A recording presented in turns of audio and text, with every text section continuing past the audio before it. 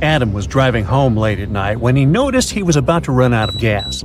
He stopped at a gas station to fill his gas tank and buy some snacks. Inside, there was a cashier and another customer dressed in black. When Adam came up to the employee to pay, she told him $5.05. Adam paid, went outside, and called the police to report an emergency. Why did he do it?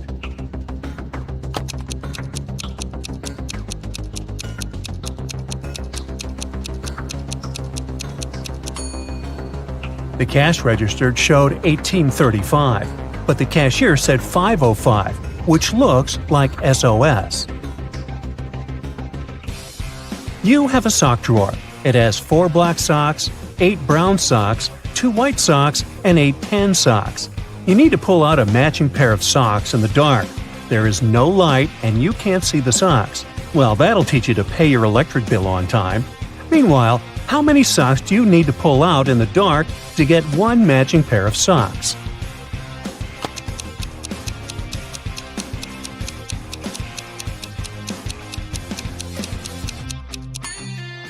Five.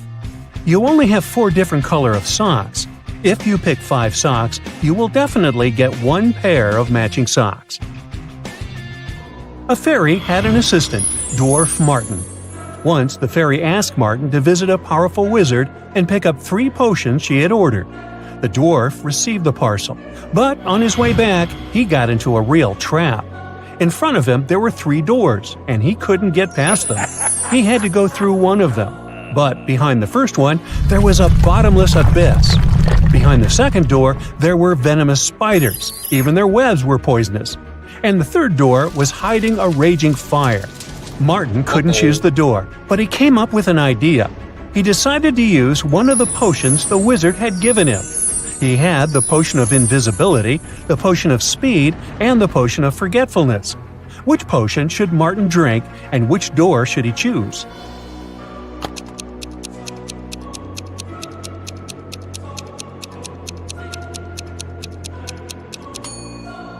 His best option is to drink the potion of speed and dash through the fire so it doesn't really hurt him. Detective Brown rushed to an expensive restaurant. Someone had stolen a gold spoon there. If the detective didn't find the real culprit, the waiter would have big problems. Luckily, there were still a lot of people in the restaurant, and Detective Brown questioned the main suspects. A group of friends said they were celebrating a birthday. They wouldn't spoil their party this way. A cheerful man said he'd just been wandering about and had dropped by to check out this place. And a weird-looking guy answered that his wife had left him, and he had come to the restaurant to take his mind off his problems. Can you help the detective find the criminal?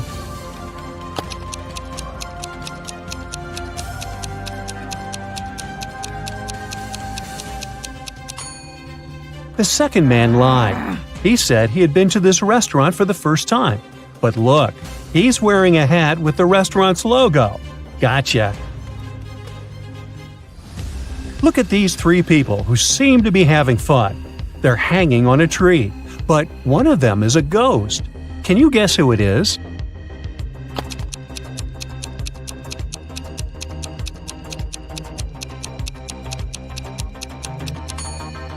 The woman on the left has just rolled her eyes. That's why she looks so creepy. The guy in the middle is wearing a mask. But unlike the others, the hair of the lady on the left ignores gravity. She must be the ghost. Brave warrior Richard set off on an adventure together with his 2 assistants. Once he came across a kingdom where a princess was locked in a high tower. Richard decided to save her and, who knows, maybe even marry her later. First things first, he went to the king, but the ruler didn't give the warrior any hints. Luckily, Richard's assistants found a secret map, but they weren't bright enough to figure out what it meant and which window of which castle Richard needed to climb into to save the princess. Can you help them?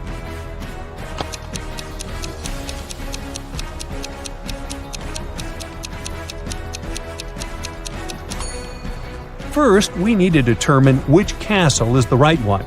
Aha, here it is. Just look at its windows. Now, we just need to follow the arrows and find the correct window. Yep, that's right. A very large truck needs to cross a 20-mile-long bridge. Unfortunately, the bridge can only hold the weight of 10,000 pounds. Even a single extra pound will make the bridge collapse. Luckily, the weight of the truck is exactly 10,000 pounds.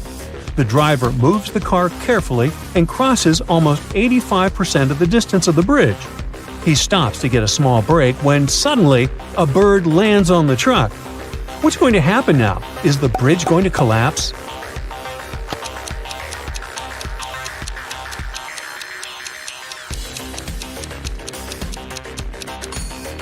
The bridge won't collapse. The truck has already traveled 85% of the total distance and has used some gas, so the extra weight of the bird doesn't add any extra load to the bridge. There is a boat with a ladder attached to it. This ladder is 8 feet long.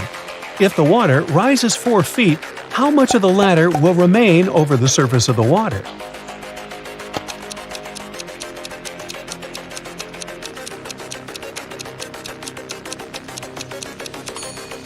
Still 8 feet.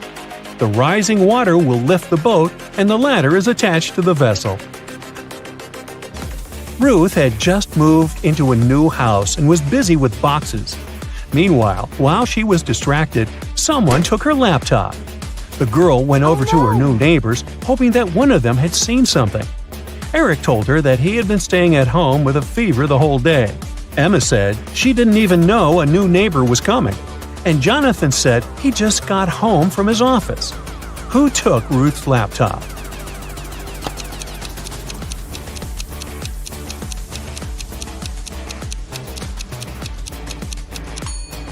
Look at Jonathan's car. It's covered with a thick layer of snow. The man lied. He hadn't been to work. One wizard catches people and then makes them choose between 2 doors. Behind one of them, there's an unfriendly, to put it mildly, dragon. And behind the other, there's a chest filled with gold. The ones who pick the right door become rich and are allowed to leave the castle. But if it's the wrong door, well, the outcome is much more tragic. There are 2 signs on the doors. One lies and the other is truthful.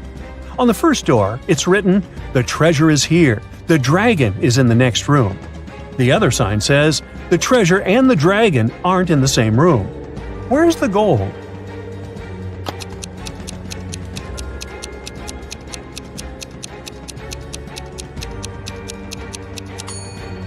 The chest with the treasure is in the second room. The second statement is true, which means the first one is false.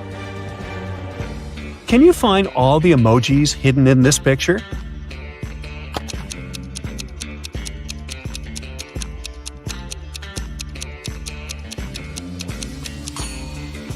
So how many have you spotted? There are actually 5 emojis here. Have a look. What about this picture? How many emojis can you spot here?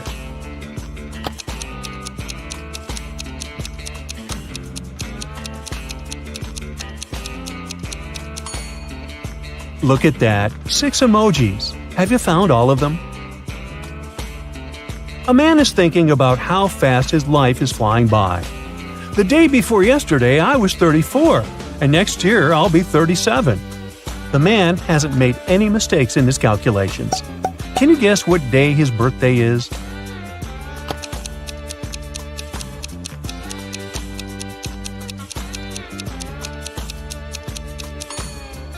The man's birthday is on December 31st. He's thinking about it on January 1st. The day before his birthday, he was 34. The next day, he turned 35. A new year started the next day, and that year, he's going to turn 36. And he will be 37 the following year. Ooh, look at this! A car has crashed into a restaurant window, smashing it. Detective Harris has come to investigate the case. There are 2 suspects, Julie and Douglas, but each of them claims that the other person did it. Can you help the detective figure out who's lying?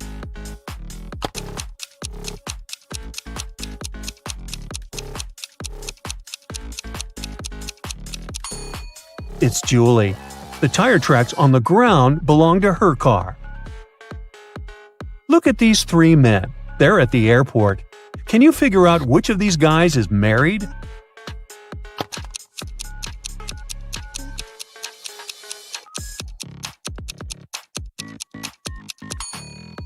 All these men are holding their passports and tickets in their hands.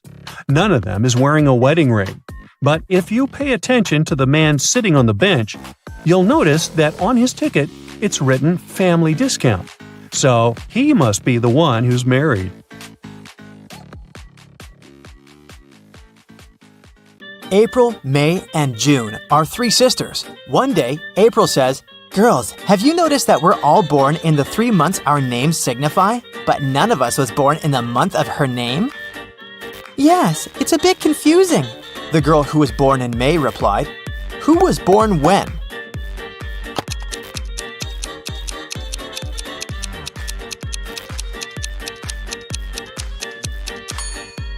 Since no one has called their birth month, then April must be born either in May or June. But the girl who responded to her was born in May, so April was born in June. The girl who responded can't be May and can't be April, so she is June. And the girl who remained silent must be May, who was born in April.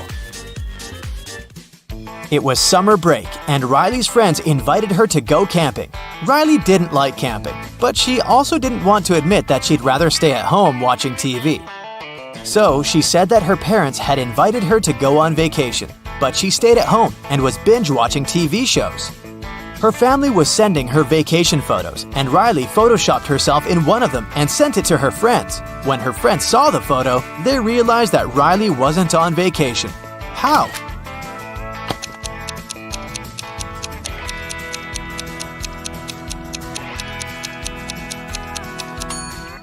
Look, Riley is the only person in the photo who doesn't cast a shadow. Mrs. Collins went on a business trip, and her daughter stayed in the house alone. Of course, the girl wanted to throw a party. Her mother knew it was inevitable, so she gave her permission, but on one condition. There should be no more than 5 people in the house. In the late evening, Mrs. Collins called a neighbor and asked her to check the house. Here's what the neighbor saw when she approached the house. How many girls are partying there?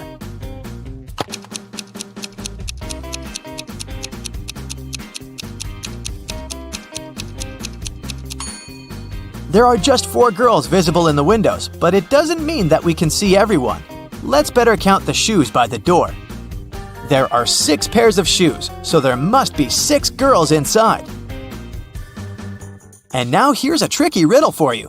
There are 4 houses on the street. The red house is made of red bricks. The yellow house is made of yellow bricks. Next, there's a white house that is made of white bricks. And the last house is a green house. What is the green house made of?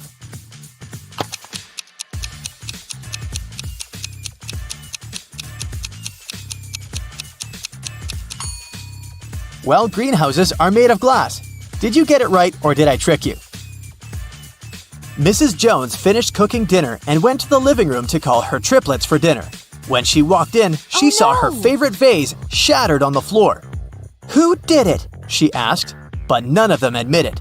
Look at the triplets and tell who you think is guilty.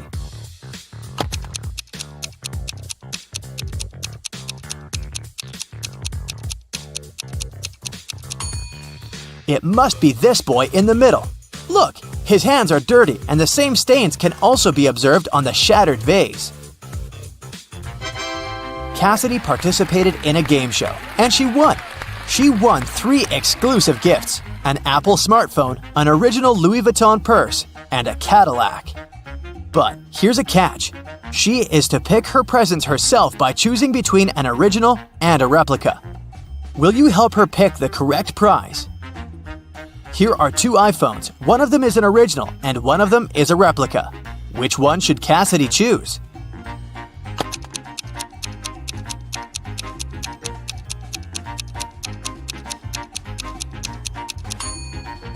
This one has the correct logo, so it must be the original. Now, there are 2 identical purses, but only one of them is an original Louis Vuitton purse. Which one?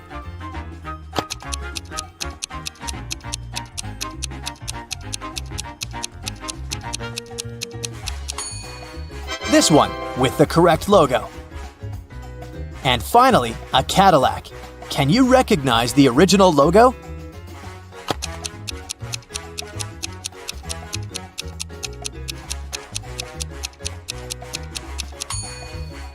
This is the one. Evie has always wanted to get a dog, but her mom wouldn't allow her.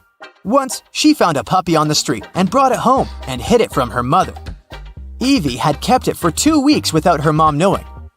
But one morning, Evie's mom walked into the room and realized that there was a dog living in her daughter's room. How did she understand it?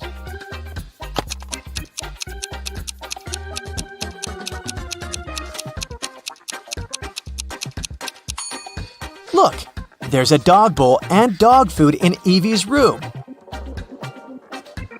Amanda lives in a small town. Her favorite artist just announced that she will come there for a concert. So, Amanda needs money to get a ticket, and she decides to find a summer job. She has 3 options. One option is to work on a project in a call center, which will last a month, and she will get $350 in the end. The second option is to work in an ice cream shop, where she will earn $90 a week. The third option is walking the dog of one of her neighbors, and she'll get $10 per day for this. Which job should she take to earn the $170 needed for the concert ticket as soon as possible?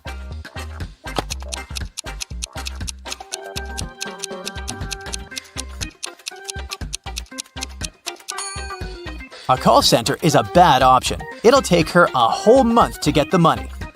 If she walks the dogs, she'll have $170 in 17 days.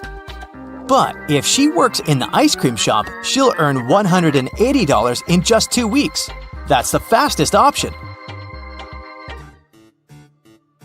Esme was having a walk in the forest and got lost. But she found a witch's house. The witch agreed to send Esme home, but only if she helps her first. The witch was making a new potion and needed one of the herbs from the box. It's one of the big ones with leaves, and not next to the one with the orange flower. Which one is it?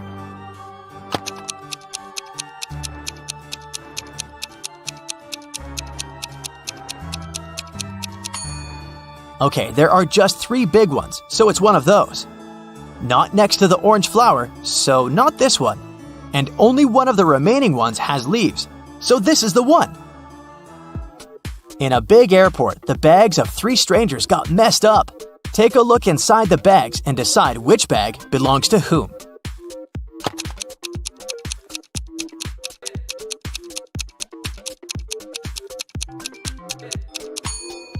Okay, the bag with dresses and makeup most probably belongs to this woman.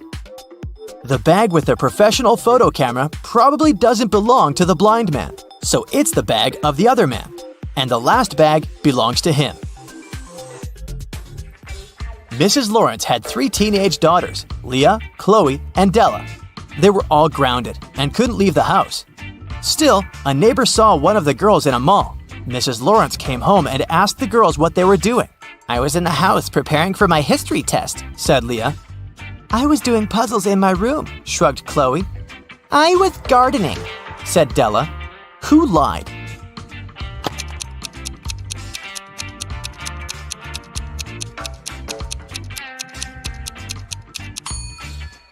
Look, Leah and Della both have dirty shoes. That's not suspicious of Della since she was in the garden. But Leah wouldn't get her shoes dirty if she spent the day in the house with a history book. Ned works in a club, and his job is to check people's ID cards and not let any suspicious people get in. Take a look at these 3 ID cards and figure out who wasn't supposed to enter the club. So here's the first one.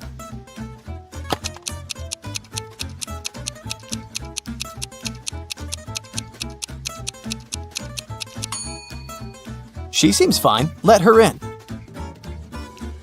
What do you say about this guy?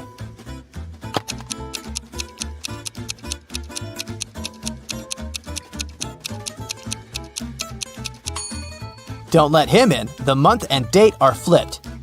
He must have a fake ID. Okay, next. Look, in or out?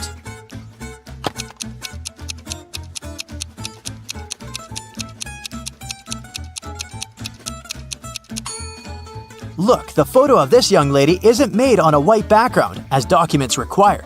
That's suspicious. So the ID must be fake. Ned shouldn't let her in.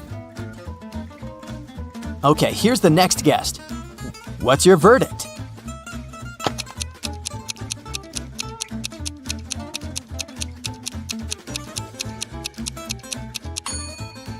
He seems fine to me.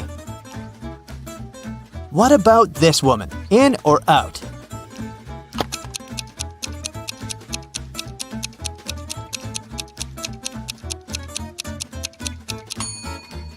She seems alright. Green light. Okay, another one. In or out?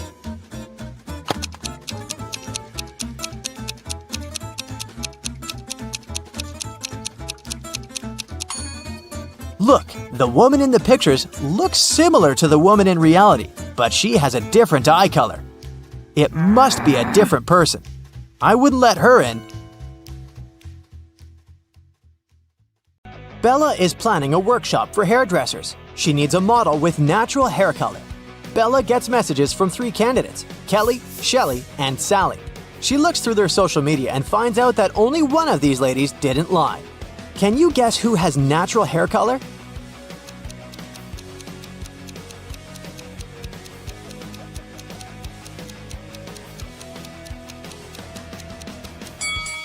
Kelly has gray roots, so she dyes her hair.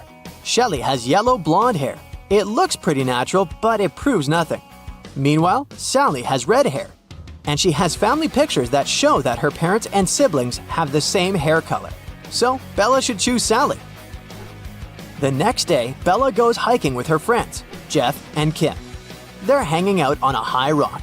Can you spot who's in danger?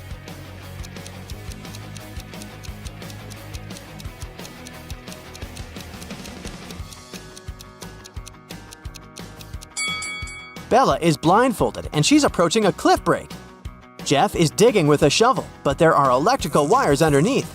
And Kim is just trying to feed a squirrel, but everyone is in danger. Bella can fall down, Jeff can get electrocuted, and the squirrel can bite Kim. Bella enters a cave to take some pictures, but suddenly an earthquake occurs. The exit is now blocked with stones. Bella looks around and finds 3 passages leading outside. There's a hungry wolf inside the first tunnel. The second passage is filled with toxic mushrooms. Just one bite can be fatal for any human. And inside the third tunnel, there's a water-filled tank with a shark. Which way is more or less safe?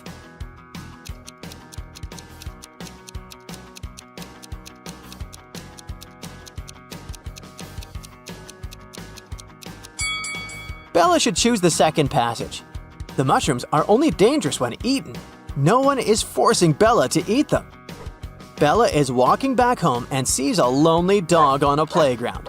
One of these guys is its owner. Can you guess who?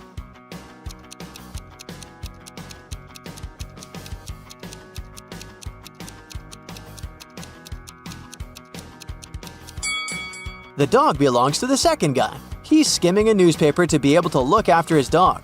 Also, he's holding a collar that matches the dog's size. Meanwhile, another man is scrolling his feed on the phone and pays no attention at all. Bella arrives at work. She's been trying to open the door leading to her office, but it's locked. Someone changed the 4-number combination. Can you help her crack the passcode?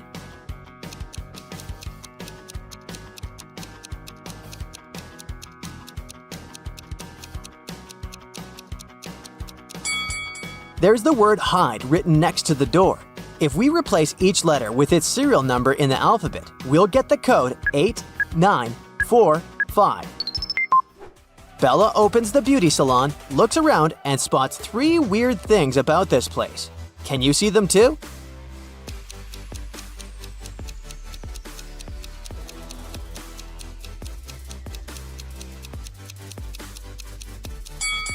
The mirror doesn't reflect reality. There's a spoon in this box of combs, and this unplugged hairdryer is working. Bella hears weird sounds from the street. She looks out the window and sees 2 women and 1 man arguing. One of the ladies is his wife. Can you guess who?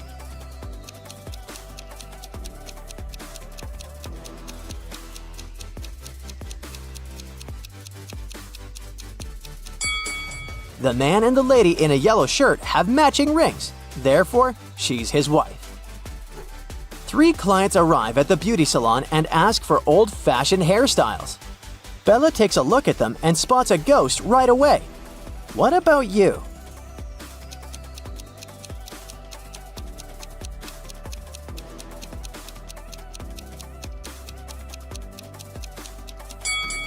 The first lady is dressed up as a ghost, but she's wearing jeans underneath her costume, so she's probably an actress. The third lady looks like an ordinary person with conservative tastes. But take a closer look at the second lady's feet. They don't touch the floor, so she's the ghost. Bella goes to the nearest store to buy some food for lunch. She sees 3 women in a line. Only one of them is a mother. Can you guess who?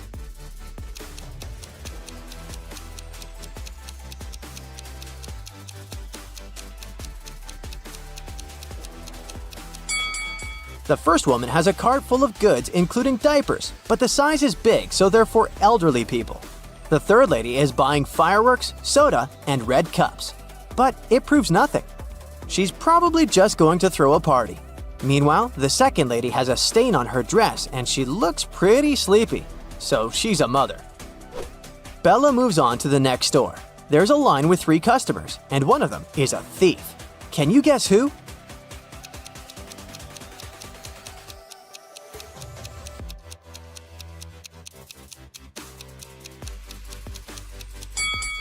The third guy is wearing an oversized sweater, but he's innocent.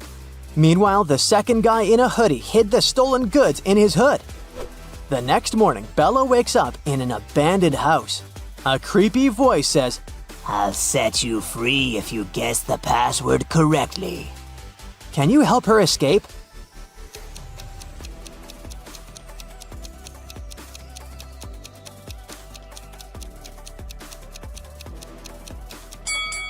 Take a look at the letters on the wall. We can rearrange them into a dream house. Bella is meeting her best friend Kyle in a restaurant. He's about to introduce her to his future wife, Nellie. But Nellie has a twin sister, Kelly, who's also attending the dinner. Can you help Bella figure out which lady is Kyle's fiancée, Nellie?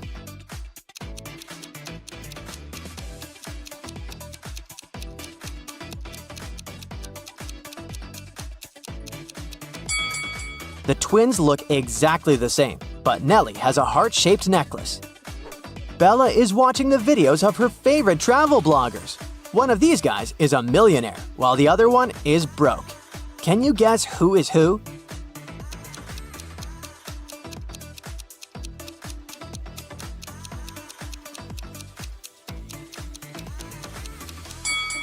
The first guy is broke.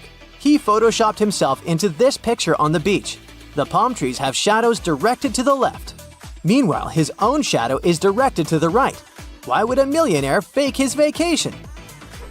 Today, Bella's beauty salon celebrates its 5th birthday. She invited a lot of friends, including her boyfriend, Tim. Before the event, she calls Bella, saying, "I'm at work, but I promise to be at the party at 9 o'clock." Tim comes over in 9 hours and 3 minutes. He brings pretty flowers and chocolates. But Bella bursts into tears because she's very mad. Why?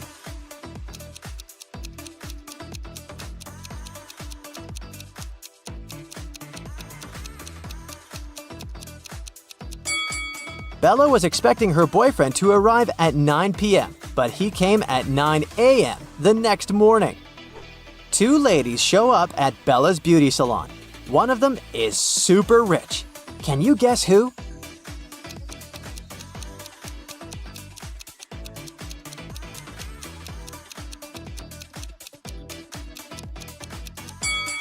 The second lady is a bag designer. The first lady is wearing her brand. So, the second one must be really rich. Bella is attending Kyle's wedding. All of his friends show up looking rich and fabulous. Mike has a bunch of expensive gadgets. Chuck is wearing a brandy suit. And Lily is driving an exclusive sports car. But only one of them is really rich. Can you guess who?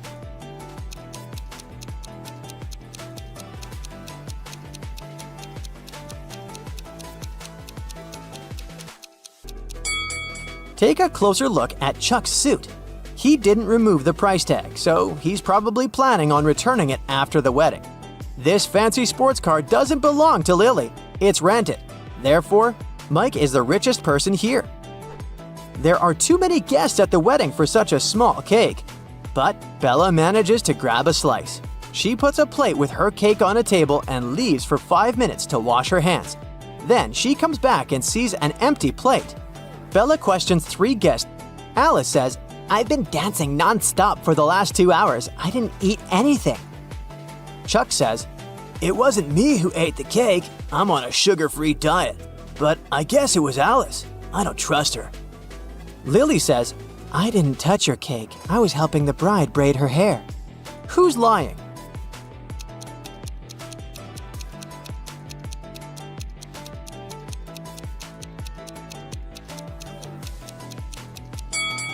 Take a closer look at the bride's hairstyle. She doesn't have any braids.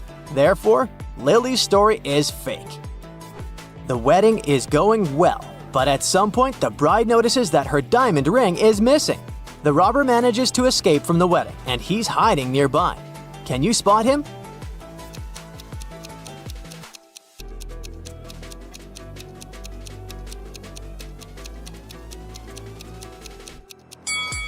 He's over here. The next morning, Bella arrives at her beauty salon. Oh no! Someone stained the walls with paint. Bella finds 3 suspects and questions them. Molly replies, "I spent the last 3 days in another state at my parents' house. You can ask them if you don't believe me." Kelly says, "Yesterday I stayed here after closing to dye my hair. Sheila was helping me with my black roots. But then we left." And Sheila says, "Yesterday I was feeling sick and left earlier. The walls were fine." Who's lying?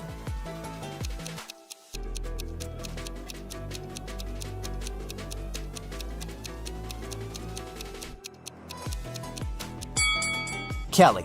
She said she dyed her black roots, but they're still there. Sammy was visiting her grandmother during Halloween. When her grandmother went to get groceries for their Halloween dinner, Sammy started hearing strange noises from the attic. He got curious and wanted to find out what was making them, so he climbed there. He noticed that a big wooden box was glowing. He went to open it, but it was locked. Luckily, his grandmother was a bit forgetful, so she left some clues around the room. Can you help Sammy figure out the digit passcode?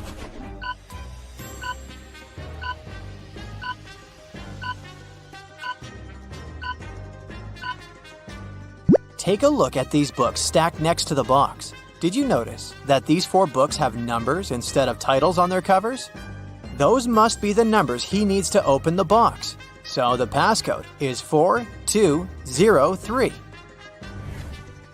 After Sammy opened the box, he started hearing the whispers again. They were coming from the strange book that was in the box. The book was saying, "Open me, but to do that you need to answer the riddle on my cover. In the sun, I dance and play, but in the dark, I fade away. I'm not alive, yet always near. What am I? Can you tell me, dear?"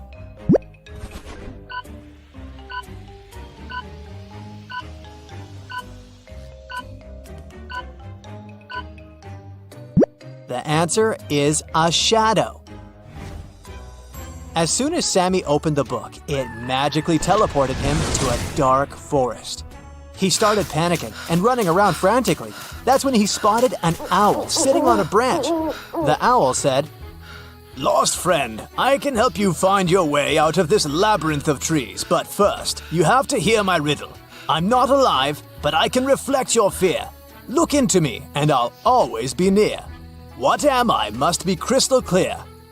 Do you know the answer?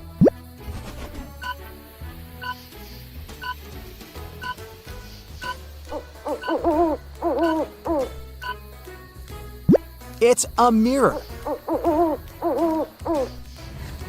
The owl guided Sammy to a wizard's cottage. Then, Sammy explained his situation to the wizard and convinced him to help. There was only one spell that could send Sammy back to his world, and it was in a magic book that was stolen from an evil witch. So, the book was not revealing its secrets to the wizard. There was a riddle at the back of the spell book, and it said, "Speak what belongs to you but is used more by the others, and I shall reveal my secrets." Do you know what that is?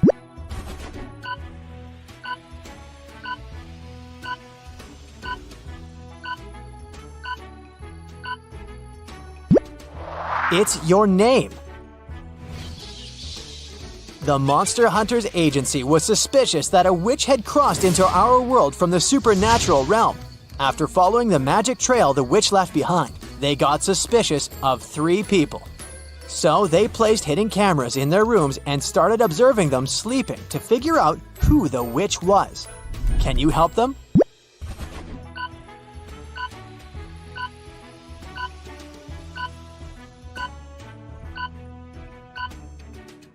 Okay, each of these people has something in their rooms that indicates they might be a witch. But take a look at the broom inside the First Lady's bed.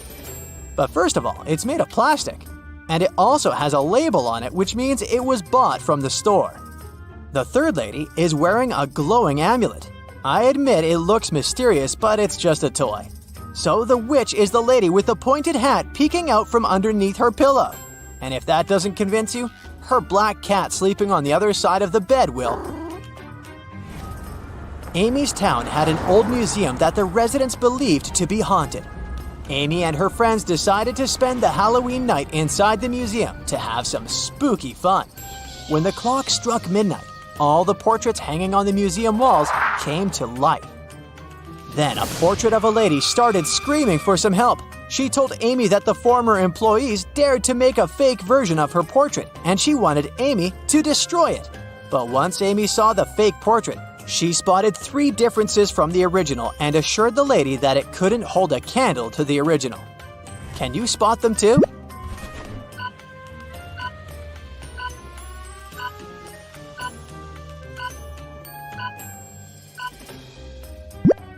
The pendant on the lady's neck, her lipstick color, and the ribbon on her hair are different from the original painting.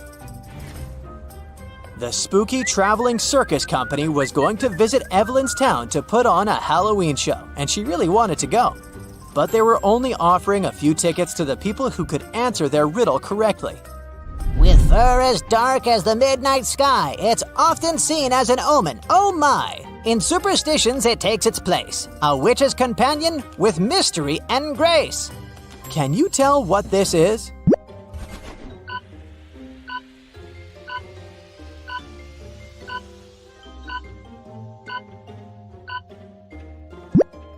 The answer is a black cat.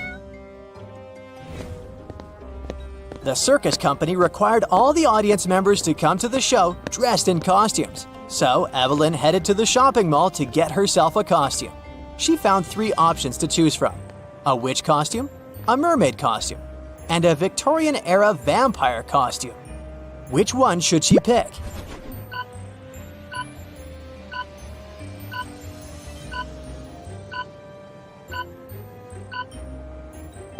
Take a look at the back of the witch costume. It says it's made out of paper, so it'll not be a good idea to wear that.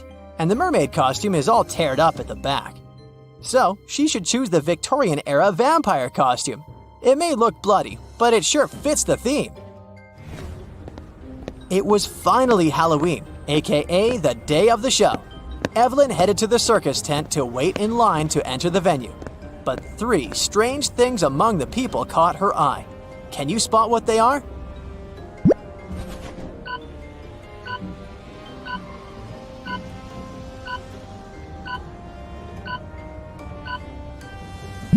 Look at this guy waiting in the line. His feet are not touching the ground. He's floating. Evelyn also saw her friend Edward waiting in line. As they started waiting together, she learned that Edward's ticket was from the first row, and they wouldn't be sitting next to each other. When the circus manager overheard them talking, he suggested that he might be able to change Evelyn's seat. Then he brought 3 chests, put the new ticket into one, and told Evelyn to follow it. If she was able to tell which chest the ticket was in by the end, he would give it to her. So watch the manager move the chests and help Evelyn win the ticket.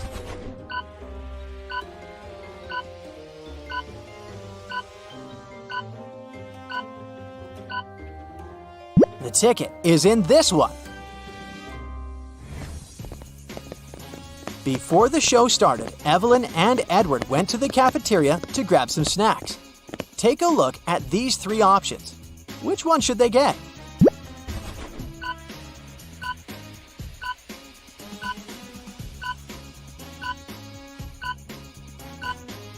Take a look at the date that's written on the potato chips package.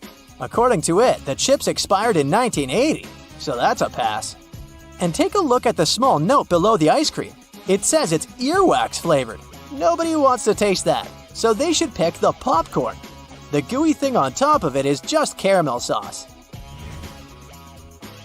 The show finally began. The first performer was a magician, and his first trick, he teleported from the right side of the stage to the left side. But Evelyn saw right through his illusion and figured out how he did it immediately. Can you?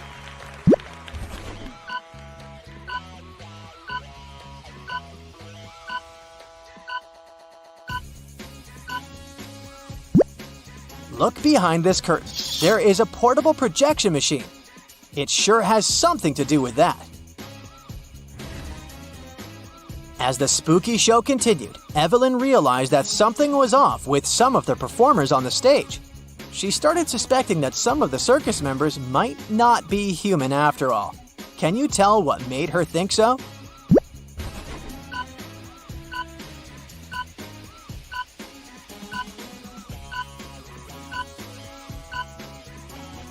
Take a look at the singer first.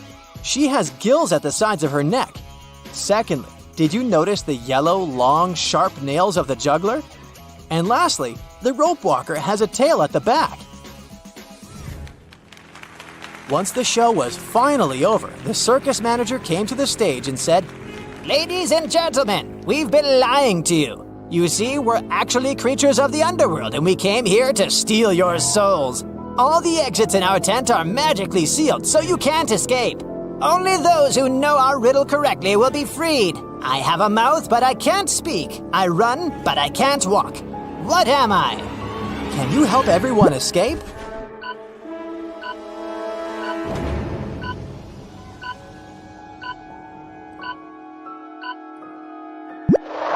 The answer is a river.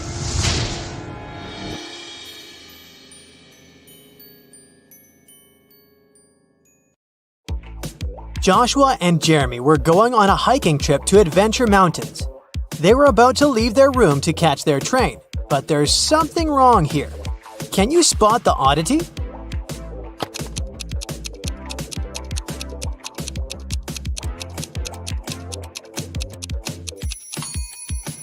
Well, they're going hiking, but Joshua is wearing shiny business shoes. Those will be too slippery on the mountains.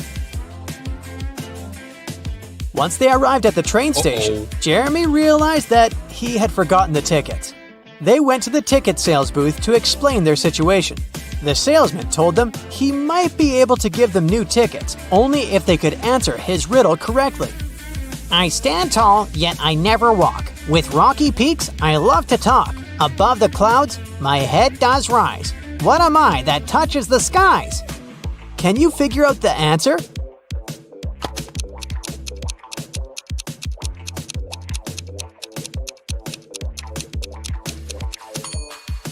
It's a mountain. During the train ride, Joshua and Jeremy were enjoying the beautiful scenery from the window. But then, suddenly, Jeremy screamed. Can you tell why?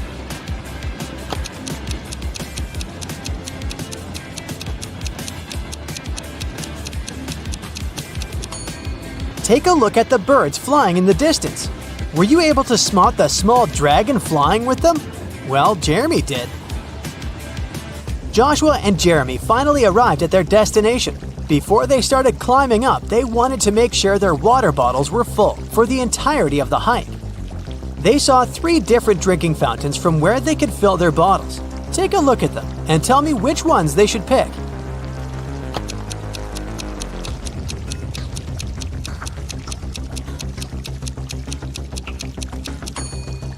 If you look closer at the first fountain, you can see a snake's tongue sticking out in the water flowing from the fountain tap.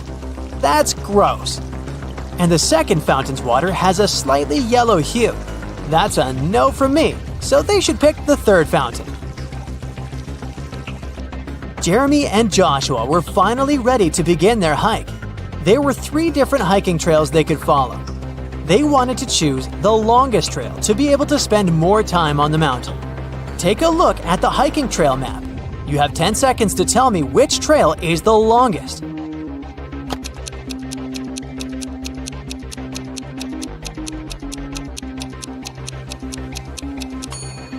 It's the second trail.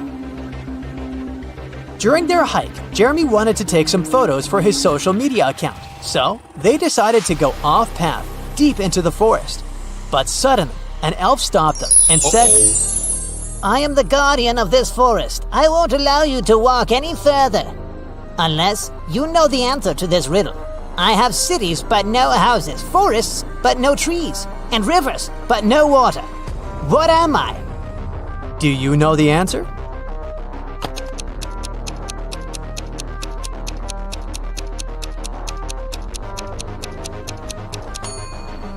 It's a map. It became dark before Jeremy and Joshua could get back on the hiking trail. They decided to spend the night in the forest, just in case. Can you help them pick which tree they should build their tent under?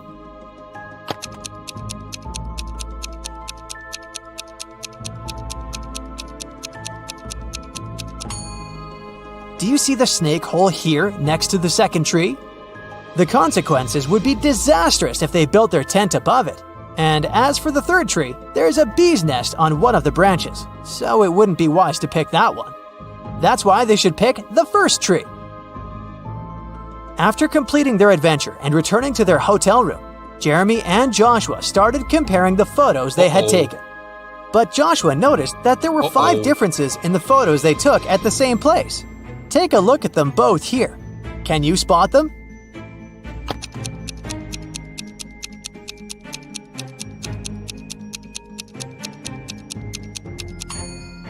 In the first photo, the mountaintop view is covered with snow, but that's not the case in the second photo. Secondly, the logo that Jeremy's t-shirt has in the first photo is different in the second photo. Thirdly, in the second photo, a pair of glowing eyes can be seen in between the trees, which doesn't exist in the first photo. Creepy. As for the fourth difference, in the first photo, Joshua is holding 2 of his trekking poles. But in the second photo, he's only holding 1. And lastly, in the first photo, there are 2 cable cars riding to the top of the mountain. But in the second photo, there's only 1. Arya's favorite pop star, Peyton Swiftly, was coming to town to give a concert, and Arya really wanted to go. Unfortunately, tickets were sold out very fast, and Arya couldn't get one. However, after one of the ticket buyers returned their ticket, the ticket website announced they would give the ticket for free to the person who knew the answer to this riddle. I'm full of keys, but I can't open any locks. What am I? Can you help Arya out?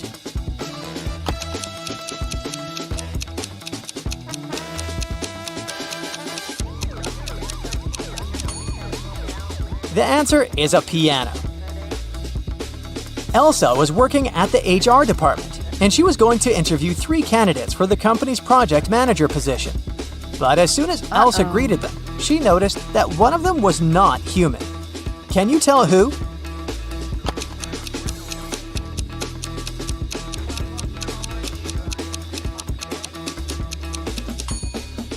It's the second guy.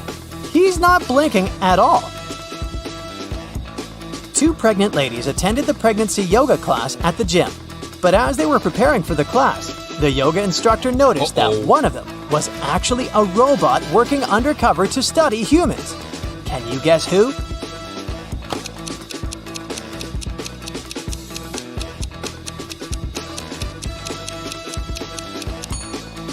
The second lady is holding an inflatable fitness ball. The weight indicated on the ball is probably just a joke because air cannot weigh that much. Meanwhile, the first lady broke the scales. She's very petite despite being pregnant. If she was a human, her weight wouldn't be able to break these scales. Brandon finally convinced his dad to give money to him to go camping with his friends, with only one condition. He wanted Brandon to send him a photo from the camping trip every day. But the first day he sent him a photo, his father could tell that Brandon lied to him, and he didn't go camping at all. How did he know?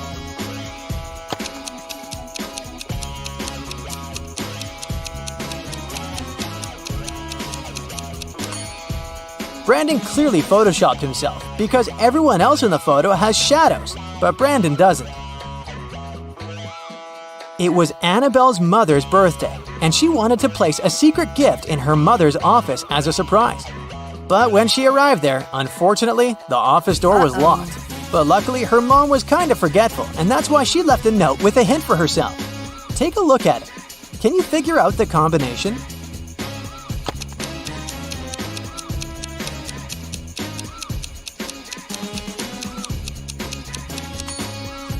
Each number is the number of lines in the respective letter.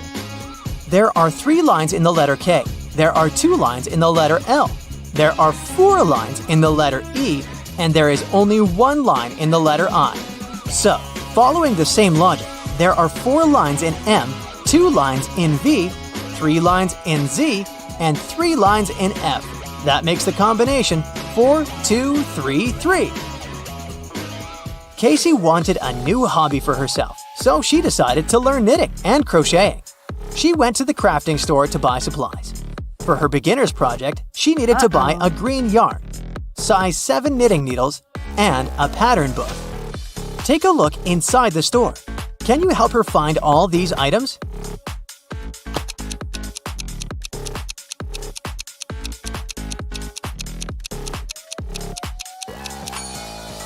Here's the green yarn, here are the number 7 knitting needles, and here is the pattern book.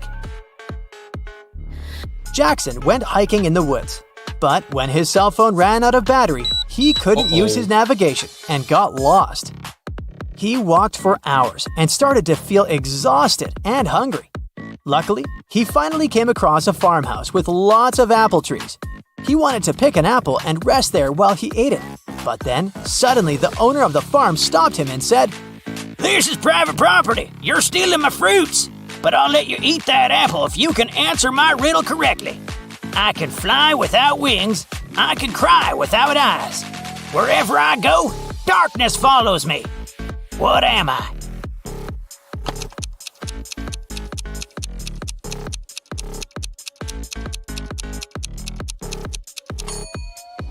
The answer is a cloud.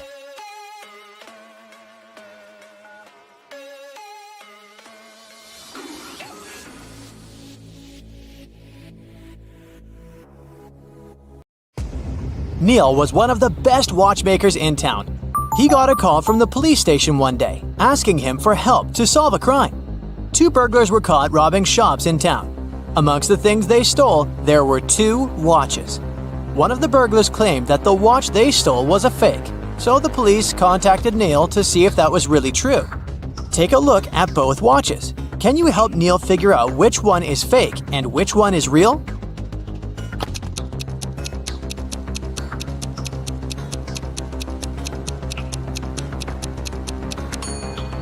The watch on the left is a fake. If you look closely, you'll see that the miniature arm is too long, so it can't pass around the entire clock when it moves. Maya was an undercover police officer. On a Saturday night, she was off duty and decided to go to the movies. When she arrived, she saw 2 women who looked pretty suspicious. She remembered that the police were tracking down a girl who had escaped from prison the week before. Take a look at both women. Can you tell if one has escaped prison recently?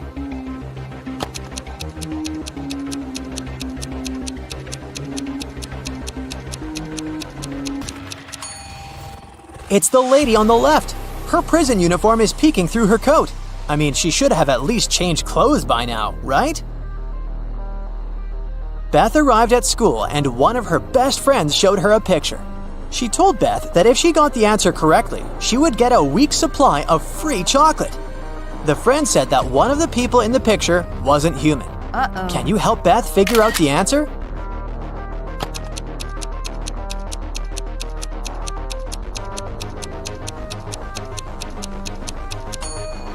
It's the boy in the middle. He doesn't have a shadow, which means he's definitely not human. Ruby was traveling around India when she decided to stop for some tea. As soon as she walked inside the tea shop, the owner placed 2 teapots in front of her. He told her she would get a free cup of tea if she could figure out his riddle. He told her that the first teapot contained enough tea for 40 cups and asked to figure out, just by looking at the pot, how many cups of tea it could carry inside. Take a look at the image. Can you help Ruby figure out the answer?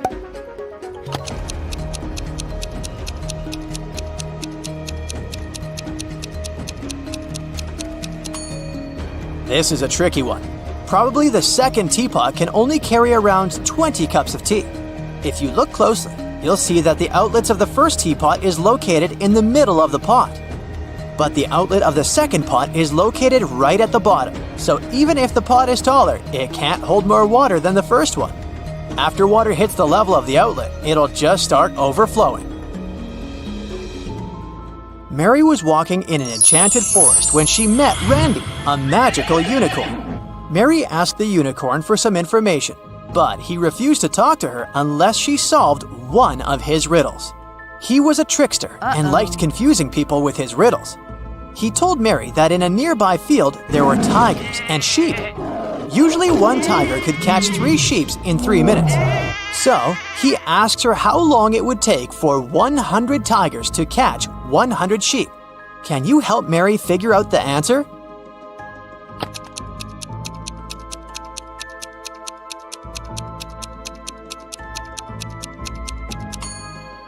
It would still take 3 minutes, because each tiger is still catching 1 sheep in 3 minutes. It doesn't matter if it's 3 tigers or 100.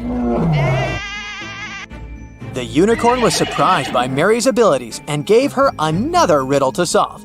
He asked her to name the 5 days of the week without saying Monday, Tuesday, Wednesday, etc. She also couldn't say whether it was the first day of the week or the last. What do you think Mary answered here?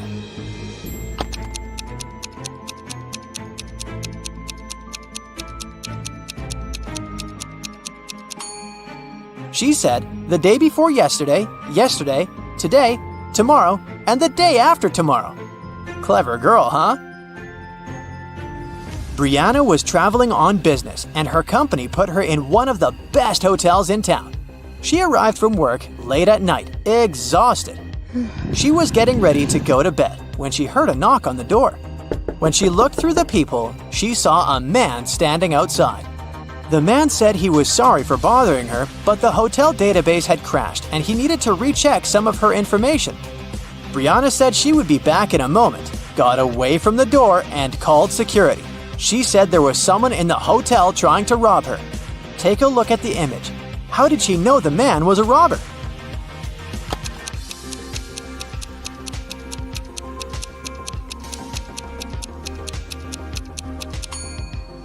Look at the man's name tag. It's a female name. He is surely not the real hotel manager. Luca decided to throw a party for his best friends. He invited over 20 people to the party, but he only bought 9 candies. He told his friends he would leave the candies inside a pretty little box, and they could each get 1 candy. 9 people took 9 candies, but 1 candy was still in the box. How could that be possible?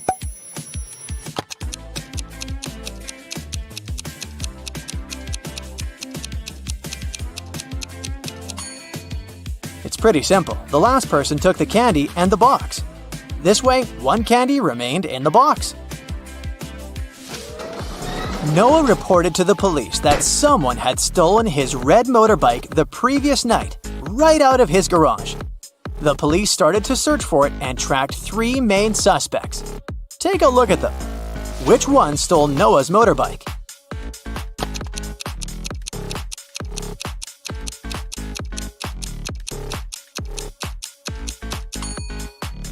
It's this guy on the right. Look closely. His motorbike is painted, but the paint is dripping and one can spot the old red color. He must have stolen it and painted it in a different color so as not to attract any attention. But you caught him.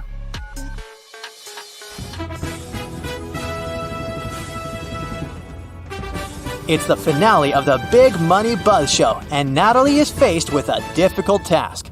There are 3 fish bowls.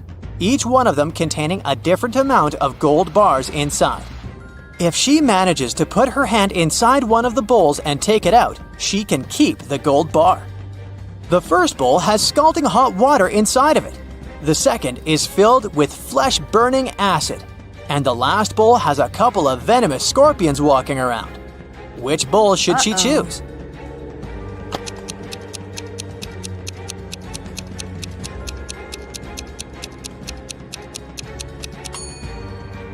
Natalie should just wait until the water cools down and grab the gold bar from the first bowl. Smart, huh? Bobby was blindfolded and put into a shaky van. When he woke up, he was alone in a dark, empty room. There was nobody there, but there were 3 envelopes on the floor. A post-it on top of the envelope said, "Each envelope contains a red capsule and 2 statements. In one of these envelopes, both statements are false.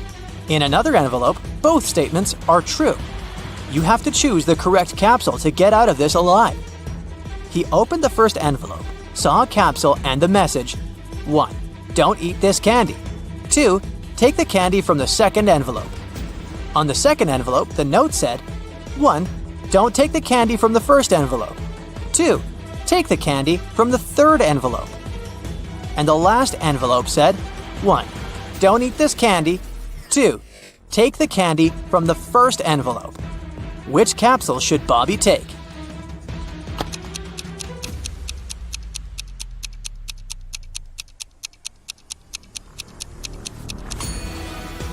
He should trust the candy from the third envelope. Let's see why. The first message of the first envelope is true, while the second is false. Both messages from the second envelope are true. This leaves us with 2 false statements on the third envelope. The manager of a gift shop got a call from the police station. The police told him there was a burglar on the loose. He dressed up as the Joker and was robbing local shops. But since it was Halloween, a lot of people were walking dressed up as the Joker. At that moment, 4 Jokers entered the shop. The manager got suspicious, so he made the people stand in a line while he examined which one of them was the criminal. Take a look at the image. Can you guess which Joker is the real thief?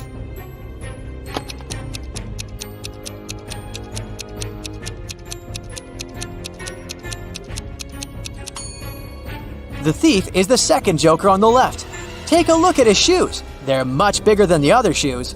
He must be hiding something inside of it.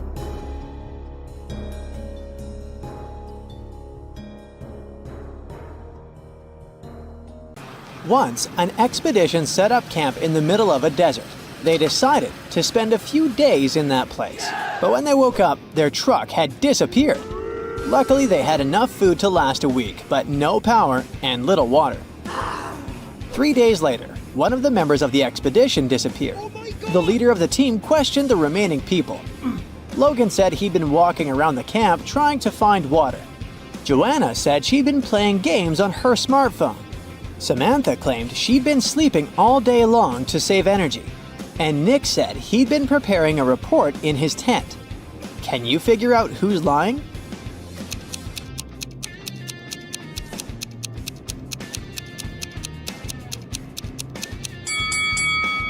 Joanna isn't telling the truth. Within 3 days, her phone would have already run out of battery. And the expedition doesn't have any power, remember? Oh. James was walking near the river in the evening when a group of people dressed in black and wearing masks grabbed him. The leader told James that he had 3 options. They could throw him into the sea with hungry piranhas. He could choose to get dumped into the ocean swarming with sharks, or he could opt for a river with hippos. What option should James pick to survive?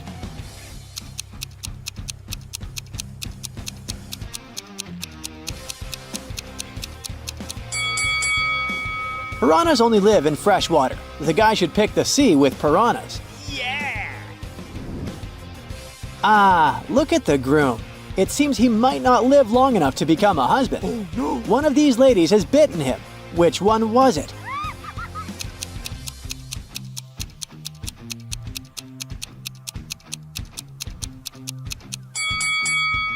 It was Lady C. Look at her ears. She doesn't seem to be human. Look at these two pictures and try to figure out who is the robot here.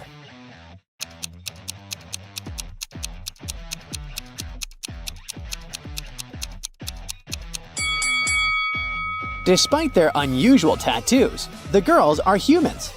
The robot is actually the cat in the picture on the right. Have you noticed that it's charging through a USB port on its side? Students knew they would have an exam on Monday, but their professor refused to tell them the exact time. Every time they asked, they got a weird reply. If 11 plus 2 equals 1, 10 plus 6 equals 4. If you manage to figure out the answer, you won't miss the exam. Do you know when the students should meet with their professor?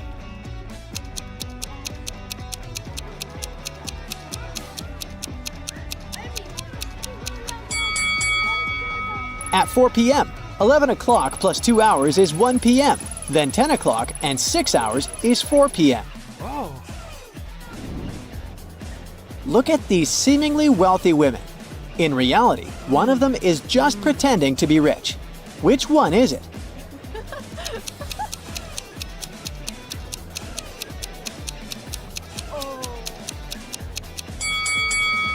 It's the lady on the left. Her bag is fake. The label claims it's Goosey when it's supposed to be Gucci. Oh my god.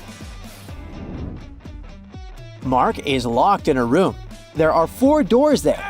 The guy has entered through one of them and he can't use it again. The first door leads to the room with high voltage wires hanging above the wet floor. Behind the second door, there's a water-filled room swarming with sharks. And the third door hides a room where acid flesh-melting rain is falling from the ceiling. Which door is the least dangerous and can give Mark a chance to escape?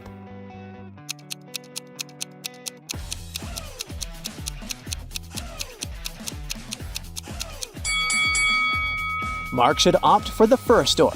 It'll be safe if Mark doesn't let his body come into contact with the wires and the wet floor at the same time. Now, try to crack this tricky riddle. It's nothing but holes tied to other holes. At the same time, this thing is as strong as steel but not as stiff as a pole. So what's your idea? What is it?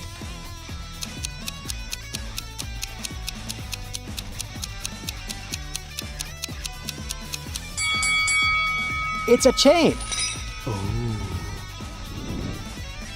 Two people were born at the exact same time but have different birth dates. How is it even possible?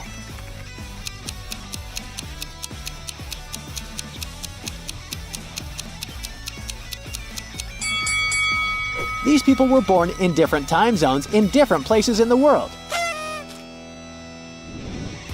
Now you have to think outside the box to crack this one. 1 is to 3 as 3 is to 5, and 5 is to 4. And 4 is the magic number. Can you figure out the pattern?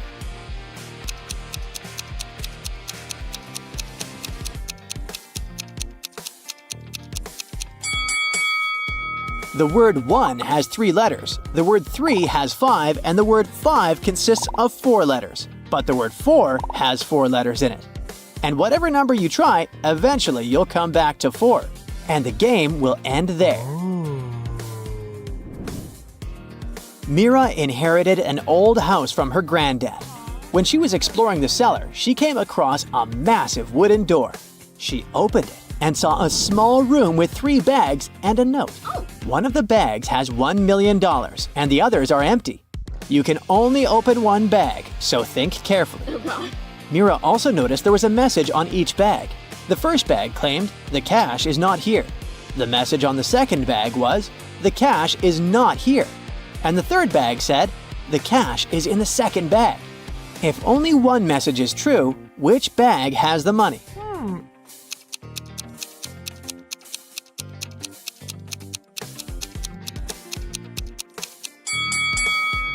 The money can't be in the second or third bags. If it was so, then 2 messages would be true. It means the money is in the first bag.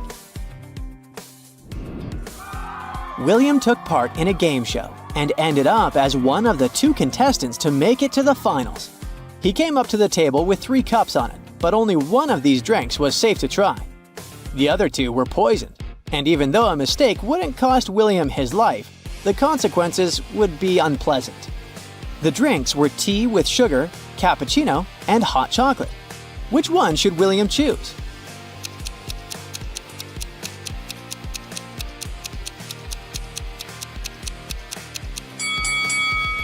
If it was indeed sugar in the tea, it would have already melted completely. But it didn't happen. Cappuccino looks suspiciously green. It's probably unsafe to drink. William opted for the hot chocolate and won the challenge. Look at these people walking along the sea attentively. One of them isn't human. Who is it?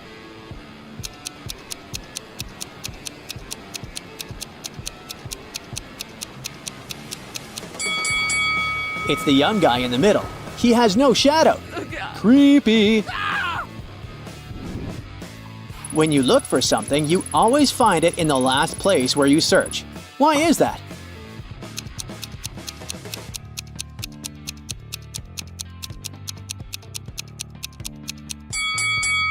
It's always the last place where you look, because after this, you stop your search. One of these ladies is a sporty man's wife. How long will it take you to guess which one it is?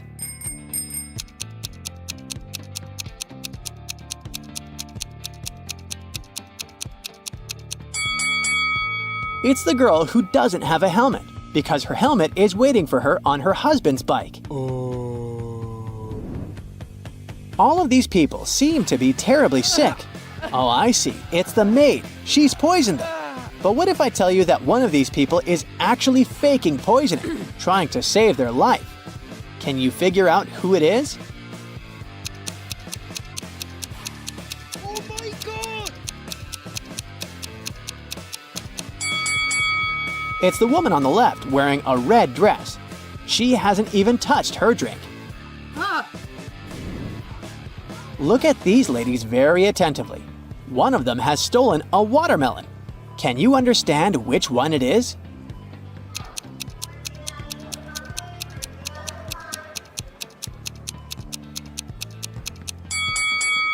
It's the woman on the right.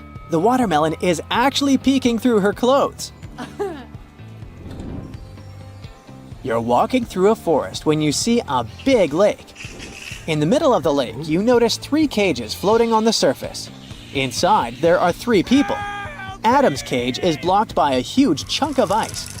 Luke's cage is locked with a massive padlock. And on top of Helen's cage, there's a container with boiling water. You can help only one of them. Who should you pick?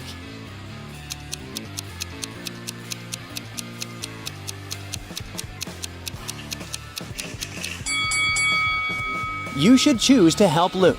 The ice blocking Adam's cage will melt sooner or later. The boiling water will evaporate, and Helen will be able to escape, but Luke won't get out of the cage on his own.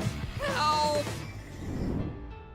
2 identical vans were crossing the bridge when it collapsed. The cars fell into the water and started to sink. Luckily, the drivers were unharmed, but they had to figure out how to get to the surface really fast because the vans started to fill with water.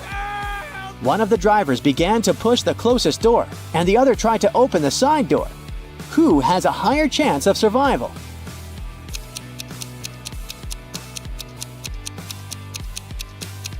Help! The first driver won't be able to open the door because of the water pressure, but the side door in the second car is a sliding door. With some effort, the second driver will be able to open it and escape. Kitty runs a dance show. She arrives in Finland with the 3 best dancers to perform during the Christmas holidays. On the first day of their trip, Kitty was found unconscious in the hotel room. Doctors claim that someone had poisoned her. The police interrogate all the dancers. Kira says, "My colleagues and I left the hotel early in the morning to explore the city, and Kitty stayed in the room for a conference call. I had a date with my online boyfriend, Mikkel." Pam says, "I went to the beach to sunbathe and swim. When I returned, I saw Kitty on the floor." And April says, "I went to the museum alone. Nobody wanted to join me." Who's lying?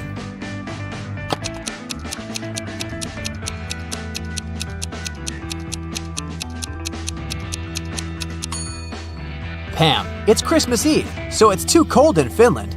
She couldn't swim in the sea. Oh no! The police arrested Pam, and now Kira and April urgently need to find a new dancer for their show. They look through some profiles online and select these 3 ladies, Deborah, Sally, and Lily.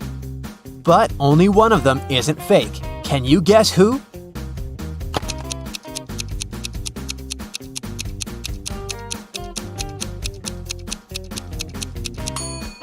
Deborah's profile looks good, but take a closer look at the shadow in her picture. Her head is photoshopped to a different person's body, therefore, she's fake. And according to the 3rd lady's birth date, she hasn't been born yet, so they should choose Sally. April, Kira, and Sally are performing in a music hall, but first, they go to the dressing room to prepare. Suddenly, the local security guard comes in and announces, "Stay where you are! We have to recheck all the luggage! There's a runaway criminal among the actors!" Here's the luggage left by 4 guys who are playing Santas. Can you spot the criminal?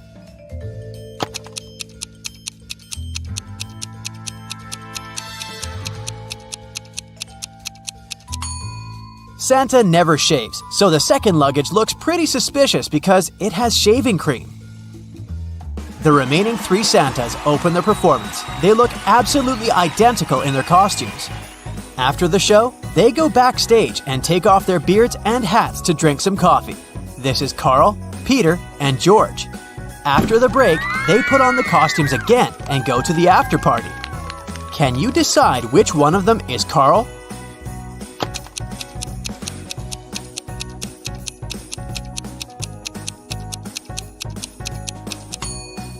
Carl was mixing sugar in his coffee with his left hand. It means that he's left-handed. And this Santa signs an autograph with his left hand. Therefore, he's Carl. After work, Kira and April go to the local parade. Can you help them find a sheep among all these Santas?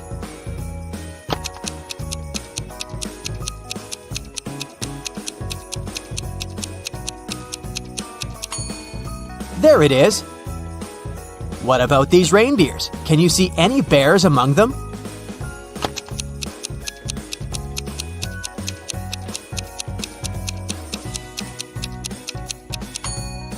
Hello? Kira and April enter a shopping mall and face 4 Santas buying gifts for their families. Meanwhile, the mall security guard receives a call from the police. A mysterious thief in a Santa suit has robbed multiple gift shops. They figured out that this mall should be next. The guard asked everybody to stay where they are. Can you help him find the criminal?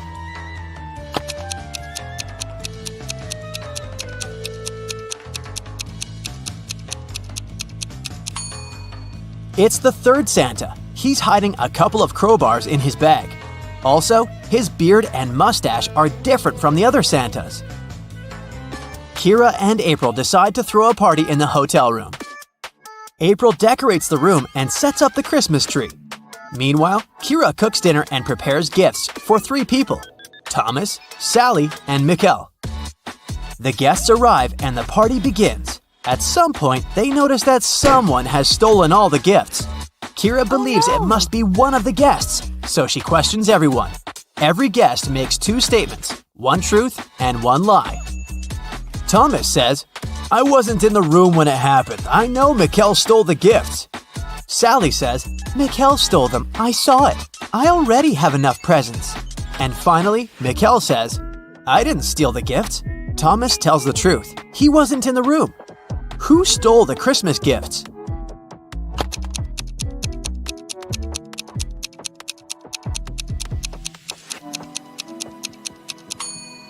If Thomas is the thief, both of his statements would have been false, and if Mikkel is the thief, then all of Thomas's statements would have been true. Therefore, Sally stole the gifts. Frank is staying in a hotel room next to Kira. The day before Christmas Eve, she knocks on his door to borrow some toothpaste. The door is open, and Frank is lying unconscious on the floor. Later that day, doctors figured out that he was poisoned. Kira questions 3 people. All of them are Frank's roommates.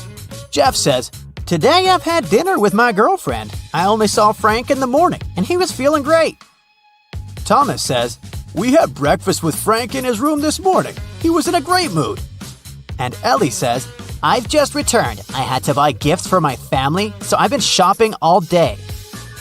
Who poisoned Frank?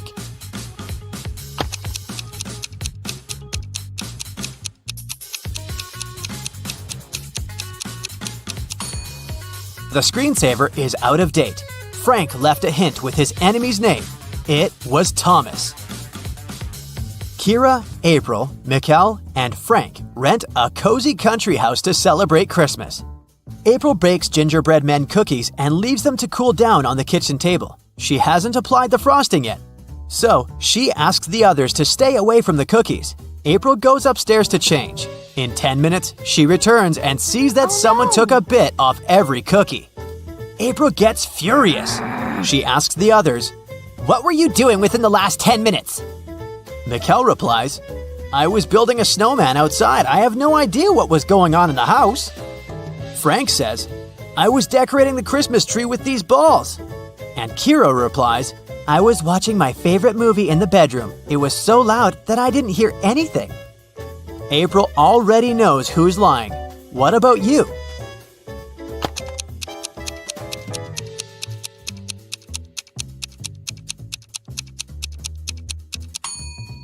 Frank is lying. There is no balls on the tree. Santa comes home earlier and finds his elf Bobby on the sofa. He's bewitched by an eternal sleep spell. Santa asks the other elf, Chuck, a question. What happened here?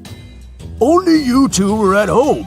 Chuck replies, We were packing the gifts and decided to have a lunch break. Suddenly, I heard a loud sound outdoors and ran out to see what was up. I spent about 20 minutes there, and then I returned back home. Bobby was already unconscious. Santa calls Chuck a liar. Why?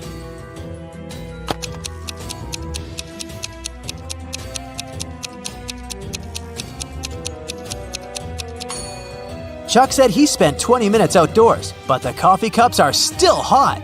He bewitched Bobby and staged the scene. Kira comes home to her family's house. She's looking forward to eating the walnut cookies she bought at the airport, but she has to eat them outside because her mother is allergic to all types of nuts. After a while, Kira looks inside her bag and sees that all the cookies are gone. Kira suspects her brothers, so she asks, Who ate my cookies? Dylan replies, I was making apple pie with Mom. Paul says, I was decorating the living room. Kevin says, I was making a sandwich with peanut butter for Mom.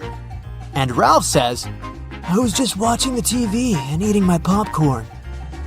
Now Kira knows who took her cookies. What about you?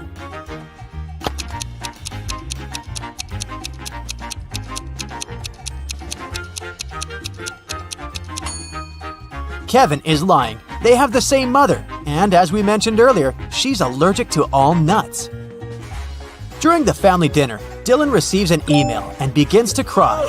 Kira asks, What's wrong? Dylan replies, I'm a beginner photographer, and I've sent my best picture to the photo contest. I was expecting to win the first prize, but they disqualified me. Can you figure out why just by looking at this picture?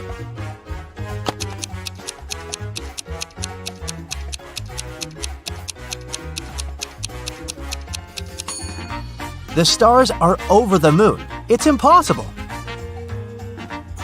Kira is looking for her mother all over the house, but someone used black magic to turn her into a statue.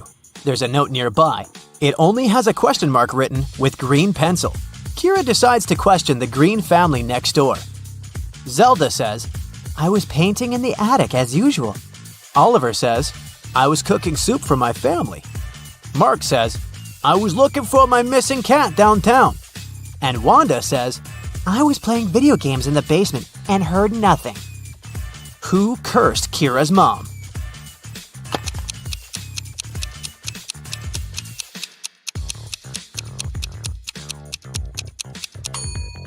The clue literally says, question mark green.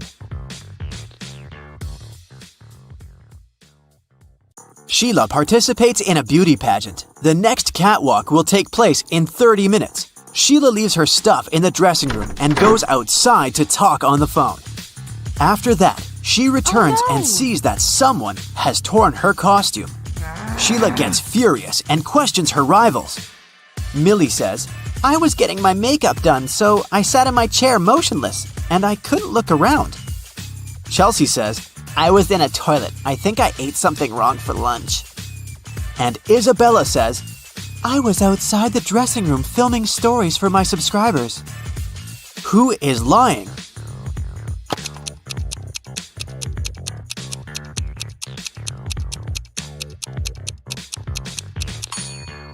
Millie.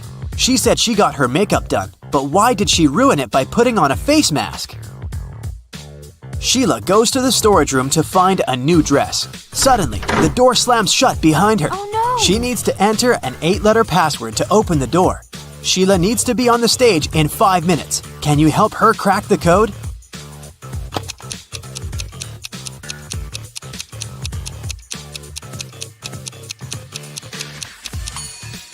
This picture on the wall is a hint. Sheila needs to enter paradise. Sheila opens the door and meets face to face with creepy rats. She runs away and gets lost in the basement. Sheila finds these 3 doors leading to the stage, but each door is hiding some danger. There are broken wires and a puddle of water on the floor behind the first door. There's a scorpion behind the second door waiting to bite Sheila. And there's a magical portal leading to the top of a mountain behind the third door. Can you help Sheila make the right choice?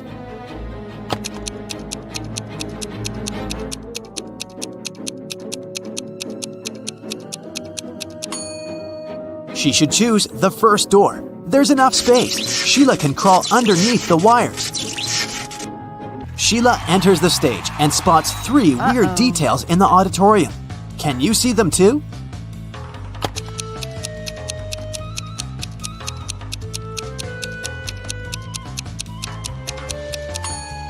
Take a closer look at this lady. She's holding a book upside down. This musician is playing the violin without any strings. Also, there's a panda among the viewers. Sheila becomes a beauty queen. She gets a diamond tiara and a paycheck. She goes backstage, but suddenly, all lights in the building go out for a few seconds. When the lights turn on again, Oh, no. Sheila sees that someone has stolen her tiara. She questions 3 rivals. Zoe says, "I don't want your cheap tiara. My dad is a billionaire." Jasmine says, "Someone pushed me in the dark and scratched my dress." Rachel says, "You must have dropped it on the floor. Look better." Who stole the tiara?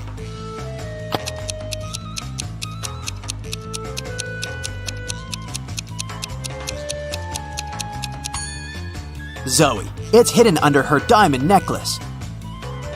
The next day, Sheila wakes up in a creepy castle. A wicked witch turned her into a monkey. To break the black magic, Sheila needs to use a spell. But the spell book is locked in a box. The lock requires a 6-digit code. Can you help her open the box?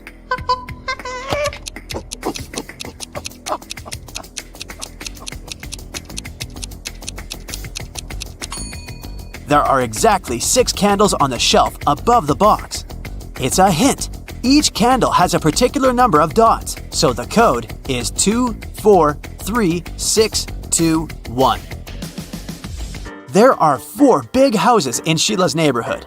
All 4 are standing in one row, and they have different colors: red, green, white, and blue. Mrs. Jones's house is somewhere to the left of the green house. The third house in the row is white.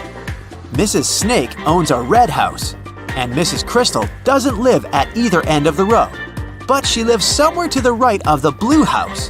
Meanwhile, Mrs. Dillon lives in the 4th house. And the first house isn't red. Can you decide who lives where and what the color of each person's house is?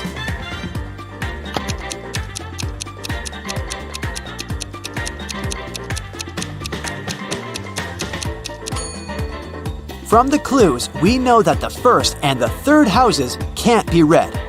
Mrs. Dillon lives in the 4th house. Therefore, Mrs. Snake, who owns the red house, can only live in the 2nd. Since Mrs. Crystal doesn't live at either end, she must live in the 3rd house, which is white. Mrs. Jones's house is somewhere to the left of the green house. which means that Mrs. Dillon lives in the 4th house. As for Mrs. Jones, she lives in the 1st house, and it's blue. Can you spot a fake teacher?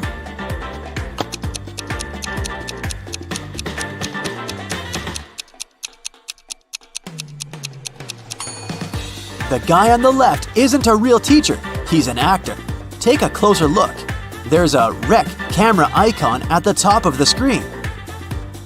Two friends want to cross a river. The only way to get to the other side is by boat. But this boat can only take one person at a time. The boat cannot return on its own, and there are no ropes or any other similar tricks. Yet both guys managed to cross the river using the boat. How is that possible?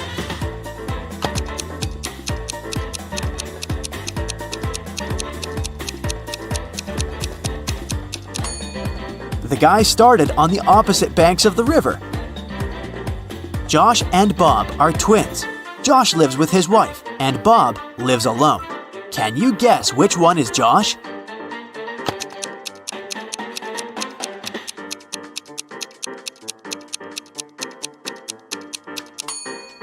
It's the first guy. He has a pair of toothbrushes in his bathroom, while Bob only has one.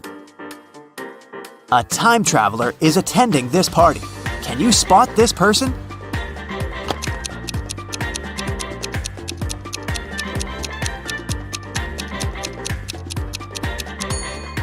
This lady's shoes look too old-fashioned. Chuck enters a spooky building where he's supposed to have a job interview. Suddenly, someone locks the door, and now Chuck is trapped.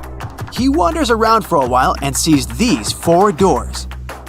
He also finds a note. Only door 3 is leading to the job interview.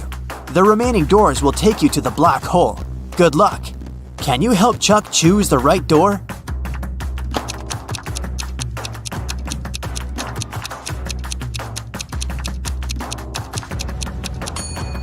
No need for luck, Chuck. The symbols on the door are actually numbers. So, Chuck should enter this door. I talk to you, you talk to me. Every day, you hold me. Yet, I can't smell you. What am I?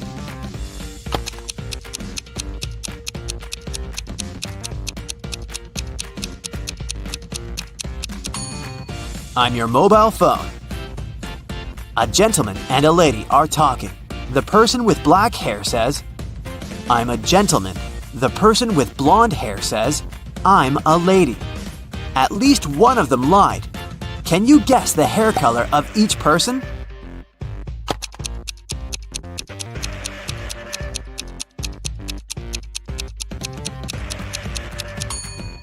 If only one of them lied, they would both be gentlemen or both be ladies.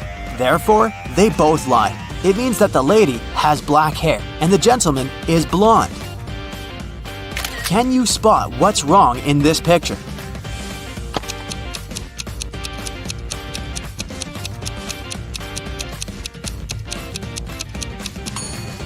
There's no milk in the jug. Can you see anything odd in this picture?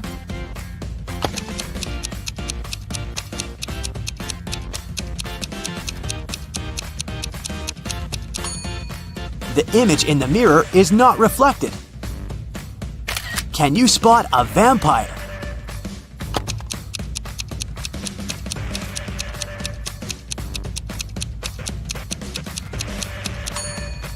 This guy over here.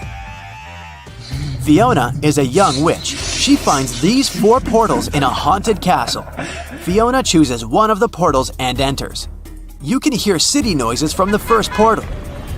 You can hear sea waves from the second portal. You can hear leaves rustling from the third portal. And bells are ringing from the 4th. Which portal did Fiona enter?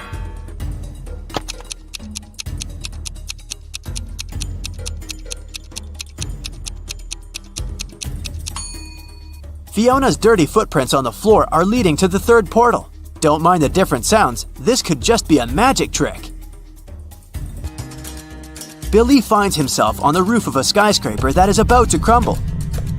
The only way out is to use one of these 4 elevators. There's a werewolf hiding behind the first elevator. If Billy chooses the second elevator, he'll fall hundreds of feet.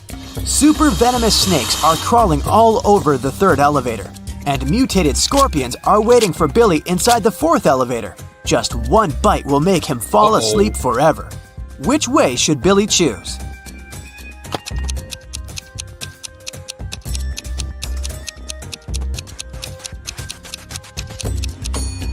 The first one. Take a look at the sky. The moon is not full, so the werewolf is harmless. Rachel meets 3 of her former school friends in the parking lot. All 3 want to impress Rachel, so they begin to discuss their new cars. Melanie says, "I wanted my car to be one of a kind, so I bought this one." Peter says, "Since I'm a beginner, I purchased the cheapest used car." And finally, Samantha says, "I bought a large car because I have a big family." Rachel spots a liar right away. What about you?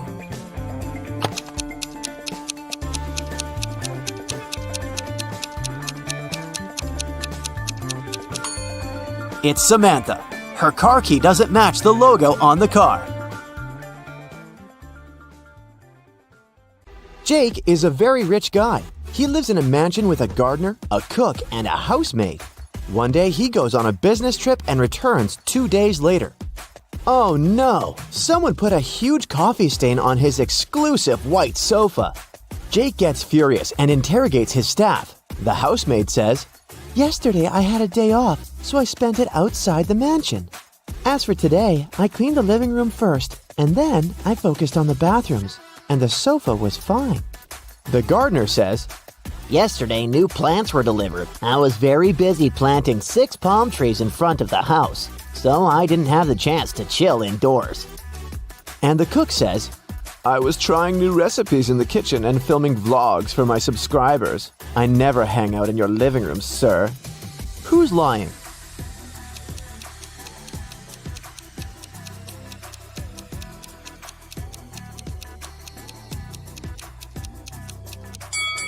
It's the gardener. There's no palms in front of Jake's mansion. Jake goes hiking alone. He's in the middle of a dark forest. Suddenly, a witch appears in front of him. She casts a spell and teleports Jake to her cabin. The witch offers him a deal. The only chance to escape is to drink one of my 3 potions. If you guess it right, you're free to go. If not, you'll be my prisoner forever. Can you figure out which potion Jake should drink?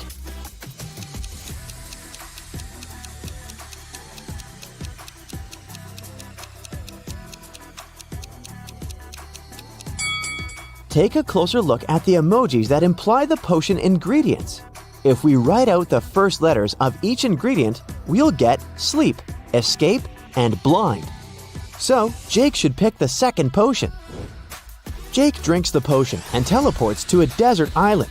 There's only 1 coconut tree and 1 banana tree, but Jake can only eat from one of them. Which tree should he choose?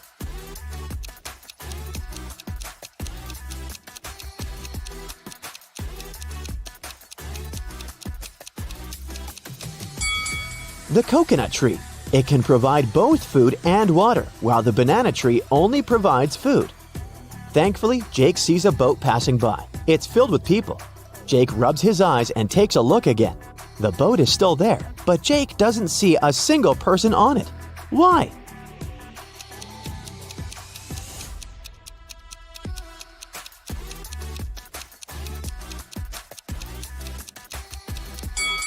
Because all the people are married. The boat takes Jake to the nearest town. There are 4 people standing on the pier. One of them is a cop working undercover. Can you guess who?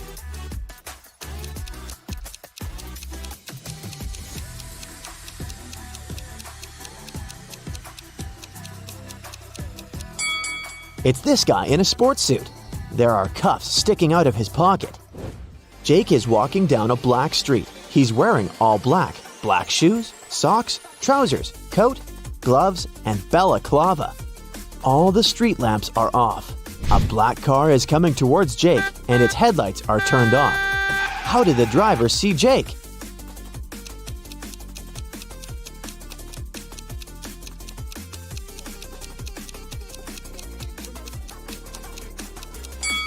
It's daytime. Jake is starving, so he decides to go check out the local bakery and purchase some snacks. The price for one cherry donut is 50 cents, and one apple donut costs $2. They also have lemon donuts. The price is $1.50 per item. Can you calculate the price for one blueberry donut?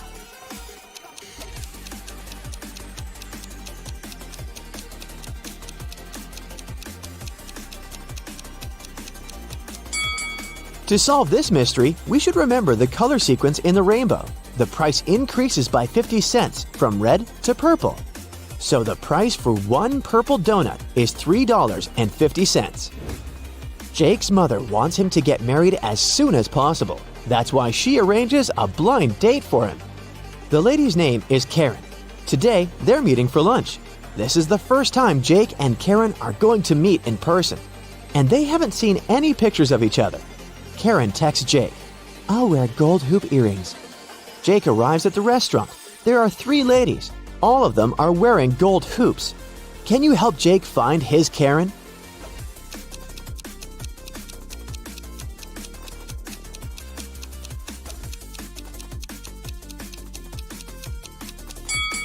Let's take a look at the second table. There are 2 dinner servings and cutlery for 2 people. This lady is already with someone. The third lady has already drunk half of her milkshake, and she's busy working on her laptop. She's not here for a date, so Karen is the first lady. The next morning, Jake arrives at his office. There's a huge gift box on his desk. The sender is unknown. Only 3 people are in the office today: Mia, Prudence, and Paul. Jake questions them. Mia says, "I was preparing and printing some documents for you. We have a great business deal to sign." Paul says, "My alarm didn't work today. I overslept and just arrived. I don't know who brought the gift." And Prudence says, "I don't know who did it. I was trying to fix the printer, but it won't work. Someone broke it yesterday." Who's lying?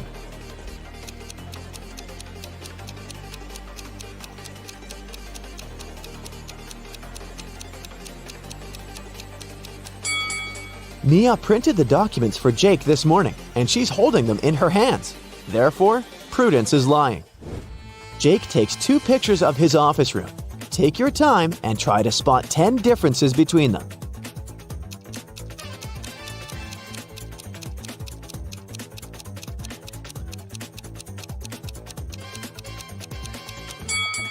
Ready to see the answer?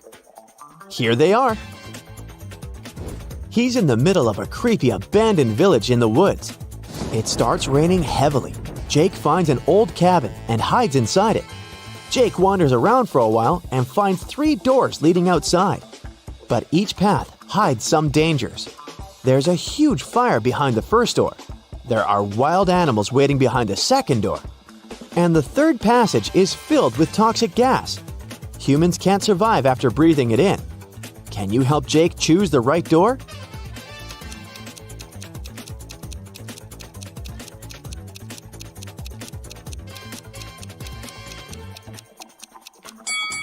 The first one. It's been raining heavily in the woods, and the door's leading outside the house, so the fire was gone a long time ago. Jake checks the maps. Karen's place is nearby, so he decides to walk. On the way, he finds 3 bushes with different herbs. Yay! I can collect some of them to put in tea. But only one of these herbs is actually safe. Can you guess which one?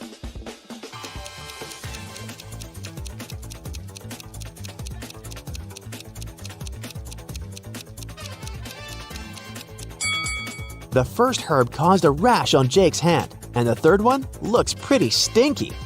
So he should take the second one. Finally, Jake arrives at Karen's house. She shows him around. Can you spot 3 emojis hidden in her living room?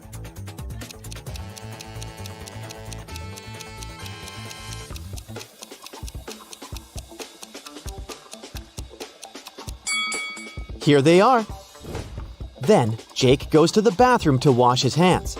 Can you find 3 hidden emojis here?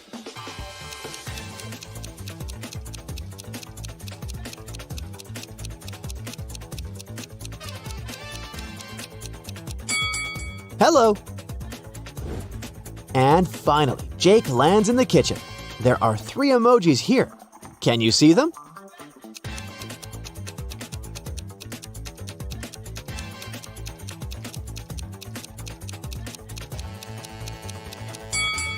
There you go. Karen is cooking dinner. She asks Jake to go to the storage room to get one last ingredient. But instead of saying directly, she gives him this weird shopping list. Can you help Jake figure out the ingredient?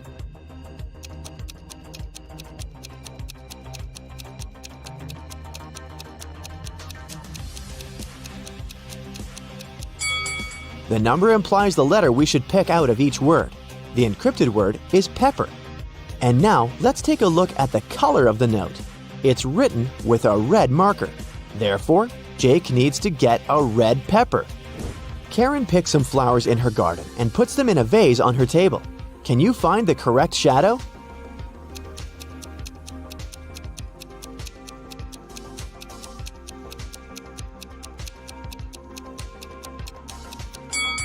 The third one. What about this necklace? Can you spot the correct shadow?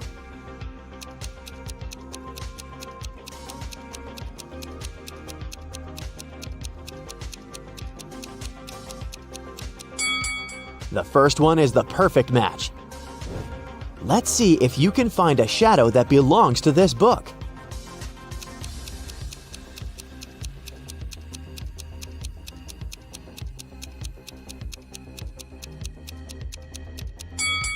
The fourth option is correct.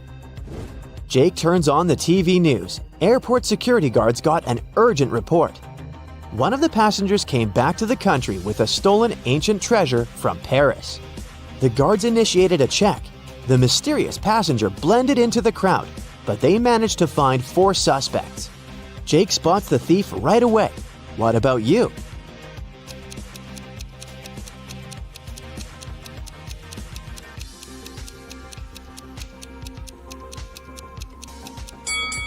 All we know about the thief is that he arrived from Paris. Therefore, the stickers on the suitcase can be helpful. Several guys have stickers with Paris, but take a look at this guy's suitcase. The Parisian sticker is on top of the others, so he's the thief. Sarah was a famous guitar player in a popular rock band. On Friday, the band was going to have a big gig. Sarah's bandmates were waiting for her, but the girl was very late. Eventually, she did show up, but the band members spotted there was something off with her.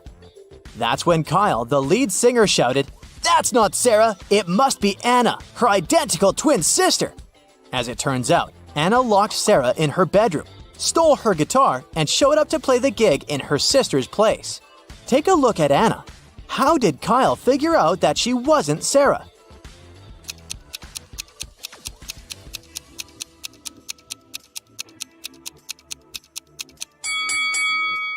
Look at Anna's fingernails. They're huge. As a guitar player, Sarah always kept her nails pretty short. That's a common practice, you know, in order to play better.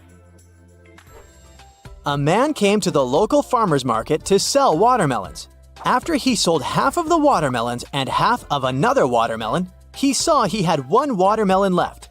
How can you tell how many watermelons he took to the farmer's market in the first place?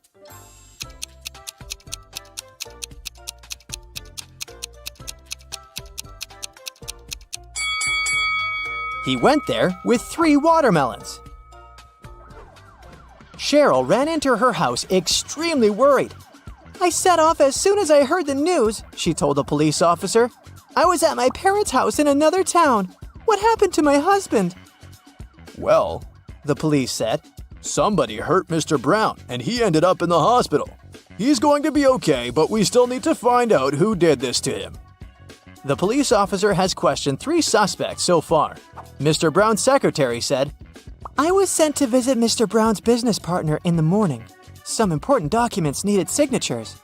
The cook said, "I haven't left the kitchen today. Mr. Brown wanted me to prepare a meal for him and his wife." The housekeeper said, "I didn't hear anything. I was doing some household chores all day long. After that, I was so tired. I decided to take a nap." The police officer realized who the culprit was in no time. Can you figure out who did it?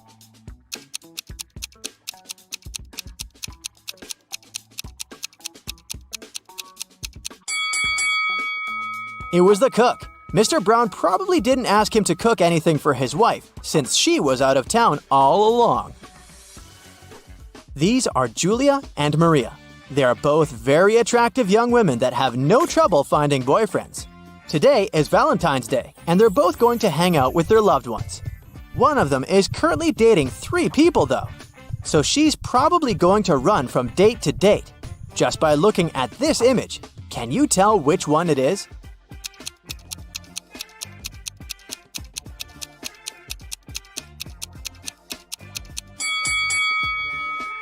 It's Maria, the one on the left. If you look at her workstation, she's got 3 presents lined up, one for each person she's currently seeing. Olivia was running a marathon. Right before the finish line, she did her best and outran the person who was running in second place. The woman was happy and excited that she was gonna win, but in a few seconds, she got very disappointed. Why?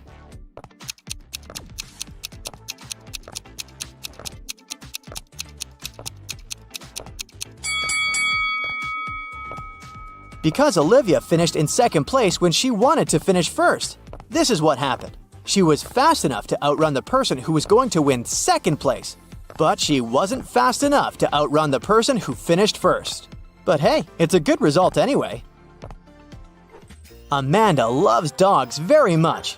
One day, she was on her usual runs through Central Park when she saw an adorable corgi. The dog was friendly, and Amanda even pet the animal.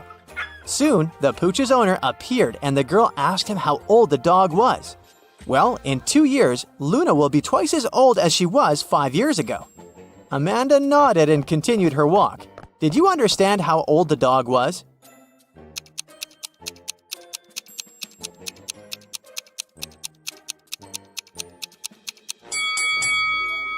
Luna is 12 years old.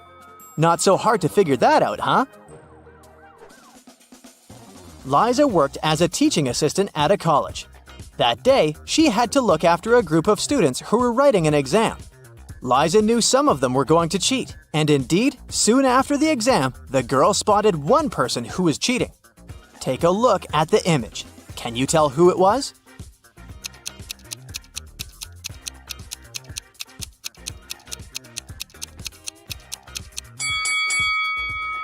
It's the guy in the back of the classroom. He's got the answers written on his arm. What an old-fashioned way to cheat. Hey! Jake wakes up locked up in a basement. He has no idea how it happened or who's behind this. Near his bed, he finds a note. The note said, 2 plus 2 equals fish. 3 plus 3 equals 8. 7 plus 7 equals triangle. Explain this and you'll be free. Can you help Jacob get out of the basement?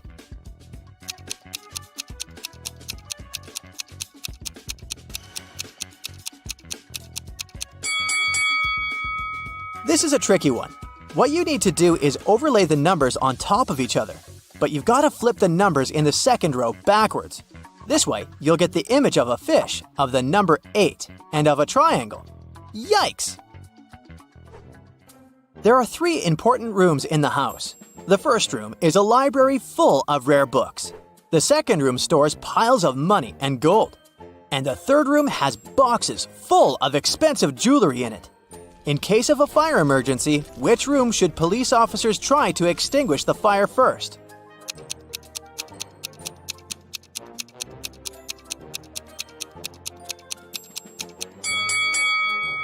The correct answer is none. Policemen don't fight fire, do they? That's the job of firefighters.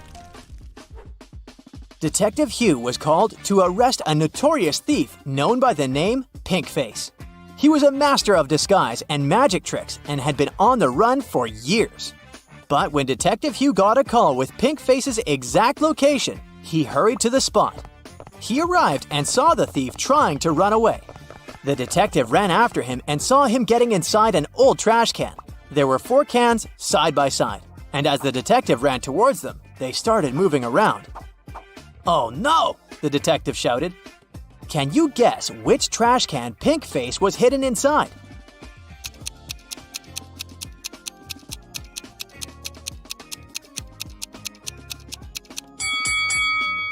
It's the third can on the right. Let's watch a quick replay.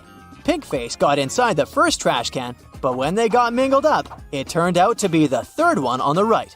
That was close. Monica had a hard time remembering what she needed to buy once she got to the supermarket, so she was trying a new technique. She drew images of everything she needed to buy and scattered them around the house. This way, she would easily remember her grocery list. Take a look around Monica's living room and memorize all the scattered items in her house. Now, can you choose correctly everything she needed to buy from this image?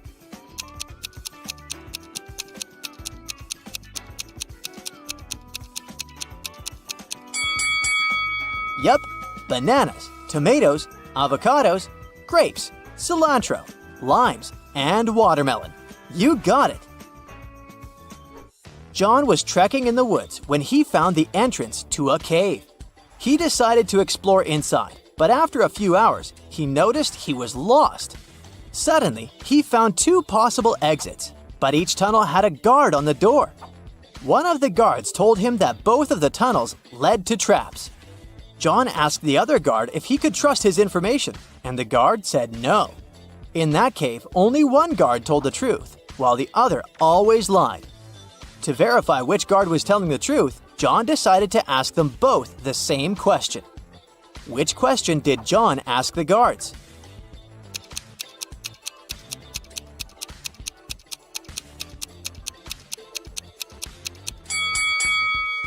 John asked, would the other guards say these tunnels led to the exit?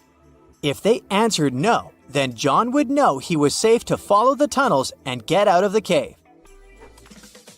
Two friends are sitting at the same table in a cafe. One of them is speaking about a TV show he began to produce. The second is talking about the birthday party he is about to throw next week. The other people at the cafe are annoyed by the men's loud voices. But why is this dialogue so strange?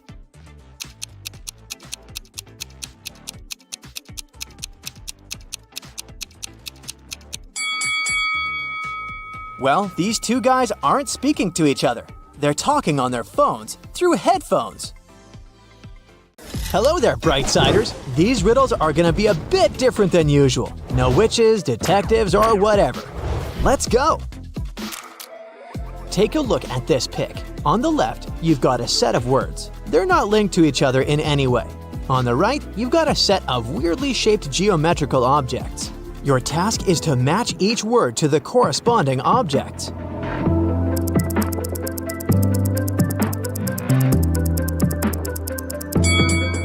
Alrighty, let's see the answers. Voila! Let me break it down for you.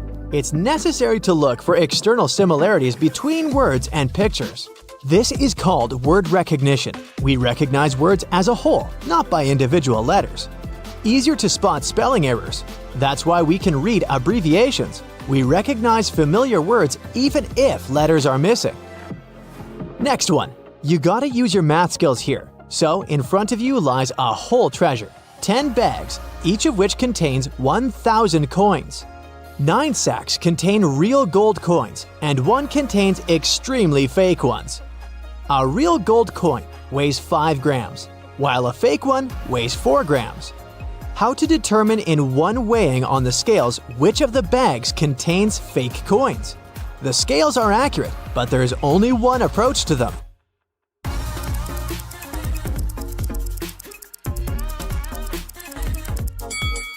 Here's the right approach.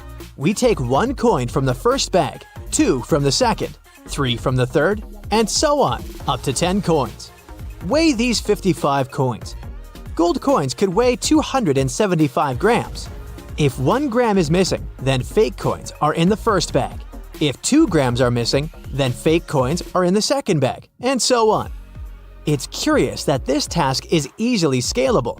The number of bags is not important. At least 3, at least 1,000, everything is solved by 1 weighing. This riddle got pretty viral on TikTok, but in case you missed it, you can try to solve it right now. He claims that according to the FBI, if you solve this riddle, you're smart enough to become a special agent. So, a man and a woman go out to dinner on their first date. The evening is very hot, and they bring water with ice. The woman is terribly thirsty and she drinks 3 glasses in one gulp. A man drinks 1 glass in small sips throughout the evening. Later, he writes to her that he suddenly became ill, weakness, dizziness, breathing problems. At midnight, he passes away. The police call the woman in for questioning and announce that there was poison in her glass and in the man's glass. It was poison, so why did the man get poisoned and the woman not?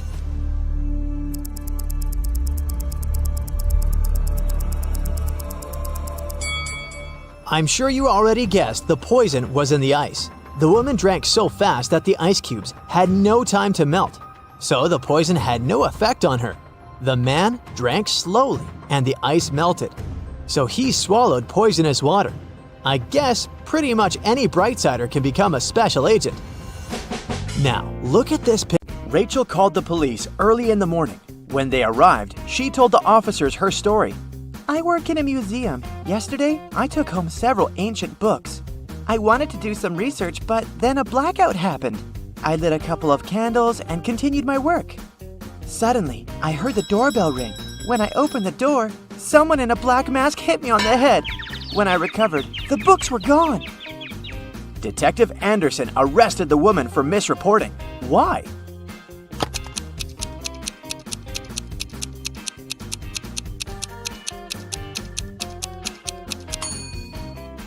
If there had been a blackout, the doorbell wouldn't have been working. After a bank had been robbed, the police found a bag with money in the park.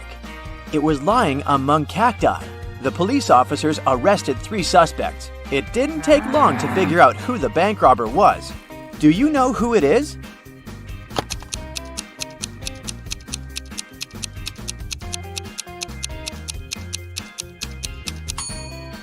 It's the man on the left. He's the only one with some scratches. They must have been left by the cacti.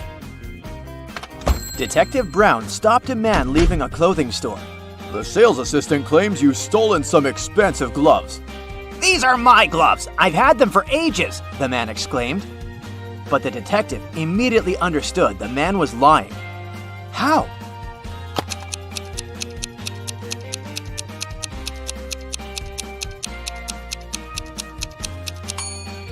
The man wouldn't be able to use these gloves. They're both for the same hand.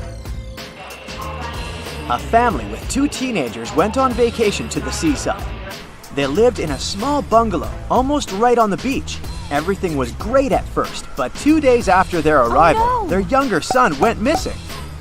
The police had 4 suspects. They invited the guy's family to look at them. Maybe they could recognize someone. The teenager's mother didn't need more than a glance before she knew who was behind her son's disappearance. Who was it?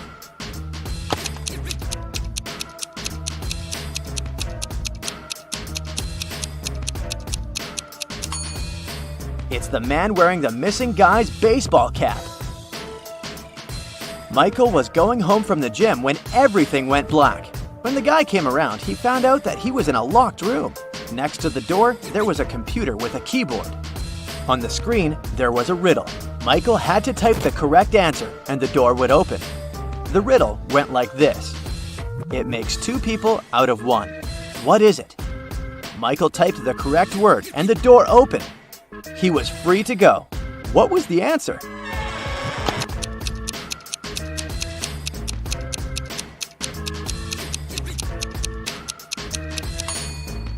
It's a mirror. Police detective Thomas Davis was walking along the street on a winter evening. Suddenly, he saw a person in a black mask sneaking out of a house through the window. They were carrying 2 large bags. The detective realized it was a burglar. He ran after the stranger, but they turned the corner and disappeared. Thomas understood that the criminal had hidden in one of these houses, but which one?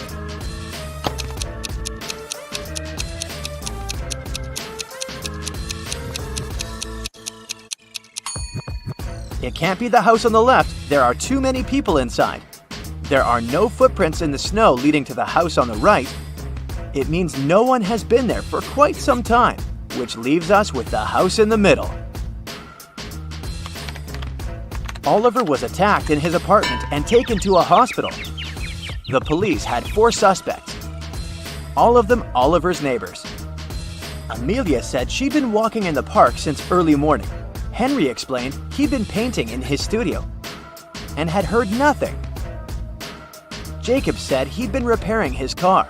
Sophia answered she'd been taking a bath for the past 3 hours. Look at these people's hands and try to figure out who is lying.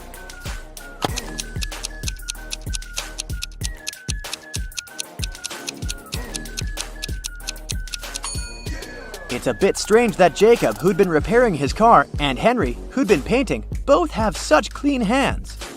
But they could have been wearing gloves. At the same time, Sophia's hands and fingers aren't wrinkled. But it would be a natural skin reaction after 3 hours in a bathtub. How many bricks does it take to complete a building?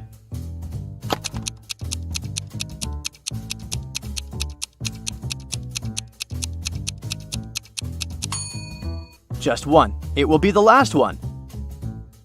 A man wanted to buy a used car. He found a nice one which cost $9,000. He bought it and didn't pay a dime for it. How come?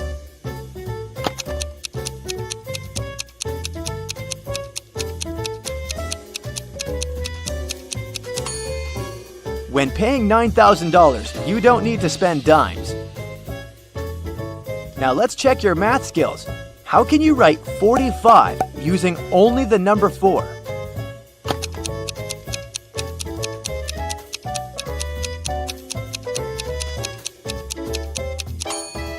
(44 plus 44 44ths). Nathan sneaked out of the house late in the evening to meet his girlfriend. The teenager thought he was extremely careful and quiet, but his whole family knew about his plan. They were aware that the guy would return at midnight. They decided to make a bet. The one who would see Nathan first when the guy started climbing the fence would be the winner. No chores for them for 1 week. Not to fall asleep, Nathan's dad switched on the TV. The teen's grandfather settled in the living room and started to read a book. The grandmother went to the kitchen to make pizza, and Nathan's mom went to her room, sat down on the floor, and started meditating. Who's going to be the first to spot Nathan when the time comes?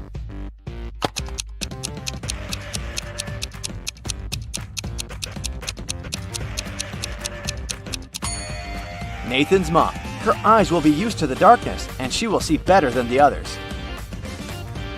The CEO of a large company called the police. He was sure that one of his employees, Victoria, had stolen a memory card with secret information. She was going to sell it to the competitors. The police arrived at Victoria's house, but the woman didn't let them in without a warrant. The officers had to leave to get all the necessary papers. When they came back, Victoria was already sitting in her car, ready to drive off. The police officers arrested the woman. They searched her car and clothes, but found nothing. And then, when they were about to give up, one of the detectives realized where Victoria kept the memory card.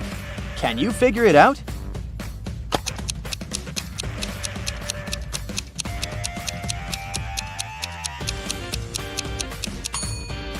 When the police first came to her, the woman had her hair down, but after that, Victoria changed her hairstyle. The memory card is in her bun. Martin was driving past a bus stop when he saw 3 people standing there. One of them was Monica, a woman he had a crush on. Martin also spotted Sam, his friend, and an elderly lady who looked like she was freezing. Unfortunately, Martin had a 2-seater car. What should he do?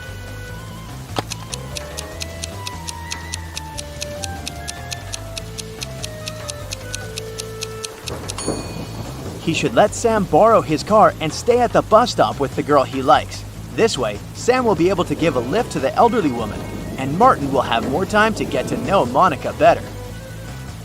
During a fire, a bank was robbed. The security guard told the police he wanted to save a bag with money, but he had to lace up his boot right in front of the emergency kit. At that moment, the door opened and hit him on the head. When he recovered, the money was missing. Why was the security guard arrested?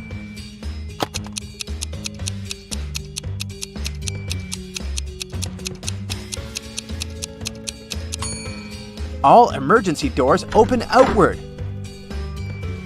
Detective Adams came to the park to have lunch in the sun, but his attention was drawn by 3 men running around a fountain. Each of them was shouting, "Thief! Catch the thief!" The detective was confused. Who was the real thief? That's why he just kept watching. After some time, the distance between the men shortened. Detective Adams immediately realized who the real thief was. Can you figure it out too?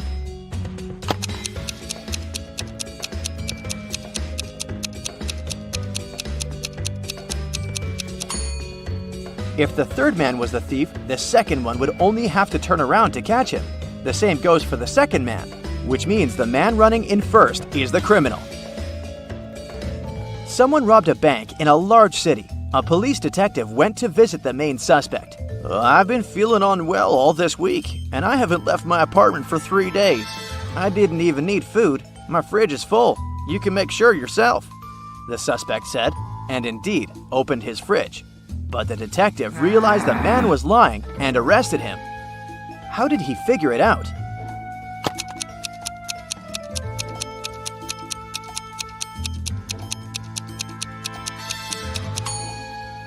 First of all, the bread on the table looks fresh.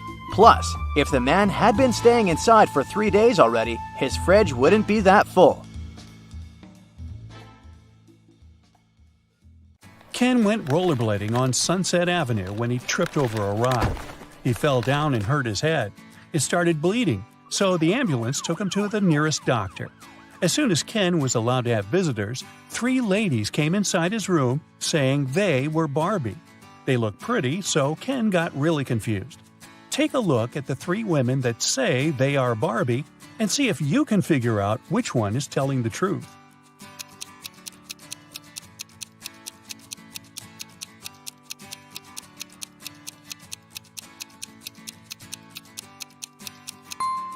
It's the woman on the right. Since Barbie is a doll, she can't change her expression. If you look attentively, you'll see that the first woman is blinking, and the second woman has a wink on her face. This leaves us with the last woman, which is the one and only Barbie. After getting out of the hospital, Barbie suggested that they go get ice cream. Ken said yes, so they went to their favorite place. Barbie ordered a blue ice cream, and Ken got a green one. When they were about to eat their desserts, a stranger came next to them and said one of the ice creams was poisoned. Take a look at the image. Can you tell which ice cream isn't safe to eat?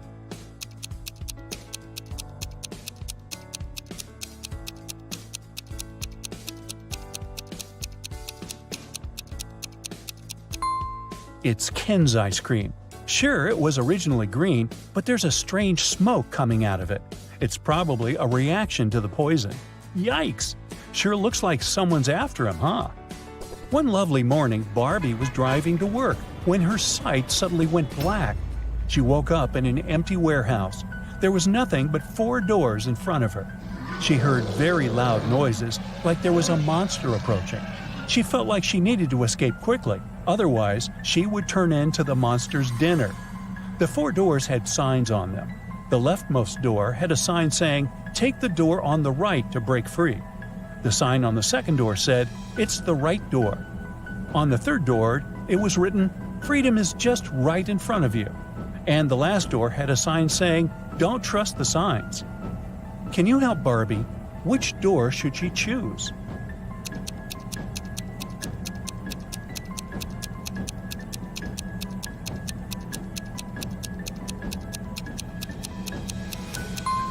Well, there's a bit of wordplay here. Let's see why. While the first door says to take the door on the right, the second one says it's the right door. It doesn't say if it's the correct door, but the right door as in the door on the right. The third door says freedom is just right in front of you. That just doesn't make any sense, does it? You can interpret that it's pointing to the door just on Barbie's right, and that is it. She should choose the last door. It says not to trust the other signs, but it doesn't say that they are false, does it? Marjorie is the owner of an organic farm.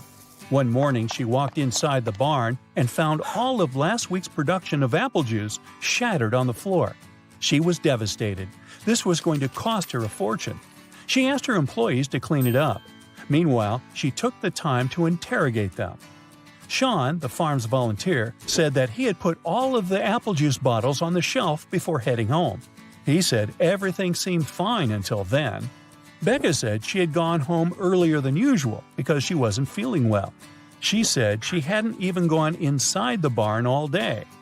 Tom said he had spent the day painting the fence and also hadn't visited the barn. Can you tell who is lying?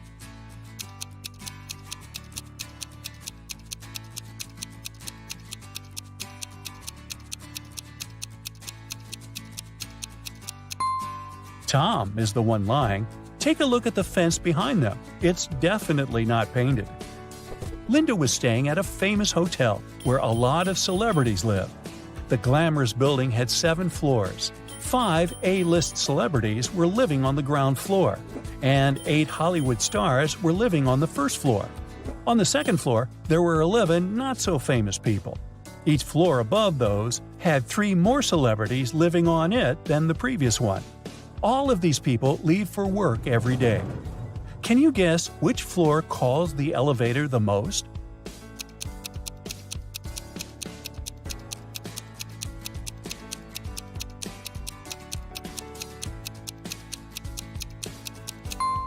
This is a tricky one. It's on the ground floor. Any person staying on a floor other than the ground floor would have to call the elevator to reach their respective floors. Brendan works in the same company as Mary. He's had a crush on her for months and has been trying to impress her in any way he can think of. That's why he decided to take part in the Brain Challenge, a contest his company organizes once a year. By saying yes, he had to answer a bunch of expert-level questions and solve some pretty difficult riddles. For the first round, he had to crack a rebus puzzle. Take a look at the piece of paper they gave him. Can you guess what the answer is?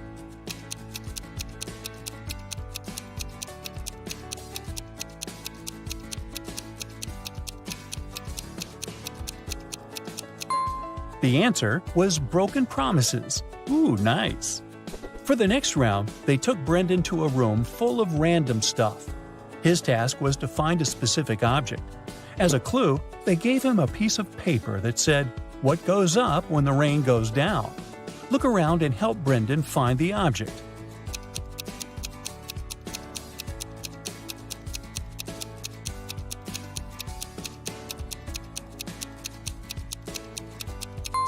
It was that red and white umbrella over there.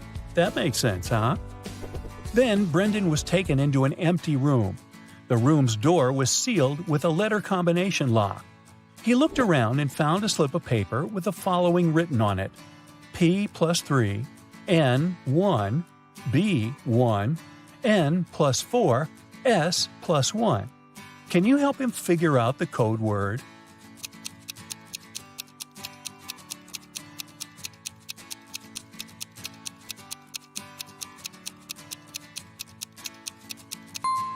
It took Brendan a while to figure it out, but he was able to crack it. The code word was SMART. The key to this riddle was hidden in the alphabet. Let's see how it works. P plus its 3 following letters is S. N, 1 letter is M, and so on. For the final round, Brendan had to solve an AI riddle. If he answered it correctly, he would win the contest's main prize and probably Amy's heart. The riddle said, "I speak without a mouth and hear without ears. I have no body, but I come alive with the wind. What am I?" Can you guess what Brendan answered?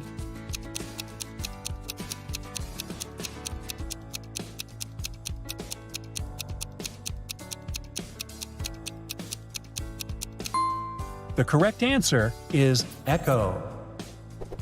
Dave, a chief police officer, received a call late one night.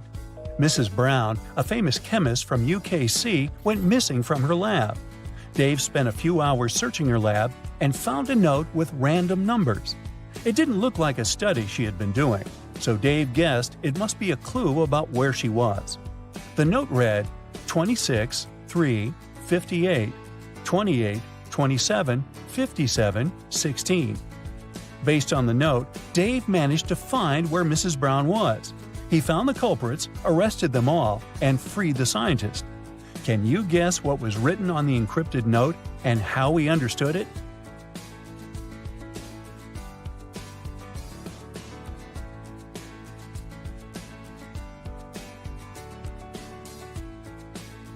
Here's how he figured it out. Each number on the note corresponded to an element in the periodic table. So the element that corresponded to the number 26 is Fe, iron. The number 3 is Li, lithium. And 58 is Ce, cerium. Using this logic, the first line spelled out Felice. By the same logic, the second line spelled out Nicholas. After discovering the names, Dave must have tracked the two people down, arrested them, and discovered where they had taken Mrs. Brown. In a small town, 3 teachers went on leave all on the same day. Janet said she had gotten into a car accident and had broken her leg, so she was having difficulty walking with her new cast. Emma complained that she had a very unfortunate workout and had injured her neck, so she was having trouble looking sideways. And Tina said she had fallen from her bike and had hurt her arm.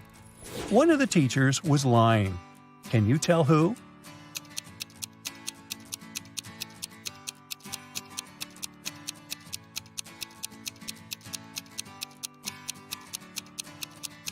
It was Janet.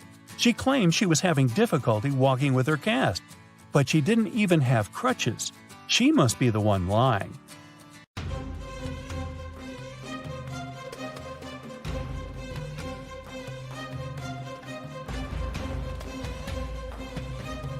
Yeah. Hey, my dear detective, I need your help today. Or rather, not me, but Gemma.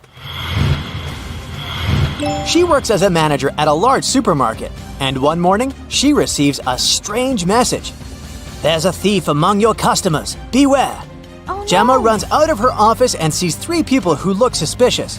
Can you help Gemma figure out who the real shoplifter is?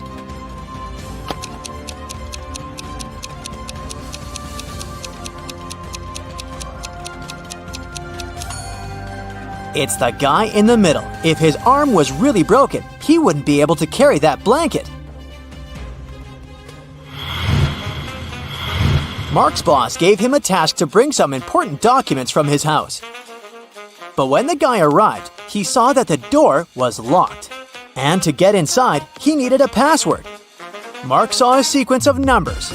1347118. He needed to figure out the next 4 digits. They would make up the password. Can you help the guy?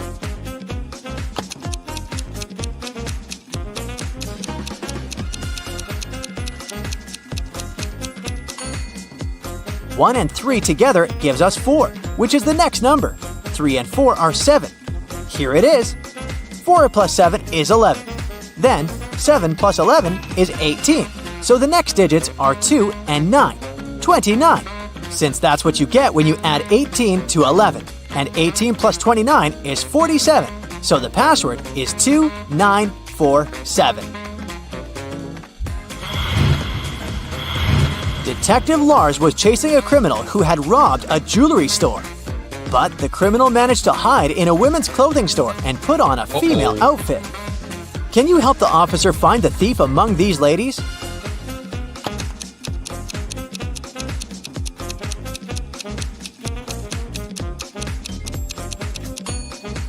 This elegant woman on the right is wearing the same sneakers as the criminal did during the robbery.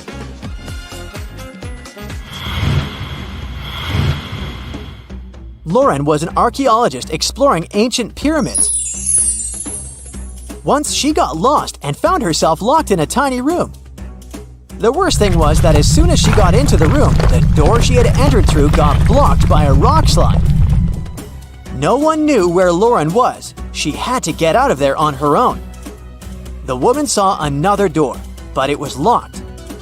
To open it, she had to solve a riddle and enter the correct 4-digit code.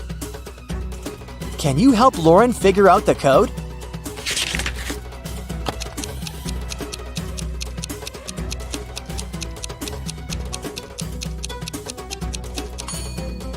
Each digit of the code is the number of letters in the alphabet that stand between the letters in the riddle. So, we've got 5, 1, 3, and 9. That's the code Lauren needs to enter. Now let's check how attentive to detail you are. How does this colorful cube look from above?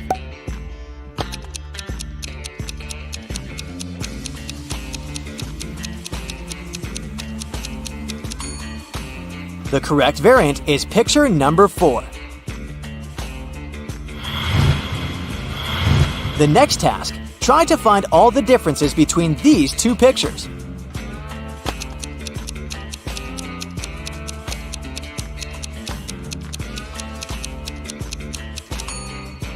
If you found 3 differences, congrats! Even Sherlock Holmes would be jealous of your attention skills. The evening before his girlfriend's birthday, Michael arrived at her office quite late to decorate her desk. He pretended to be a pizza delivery guy to get past the security.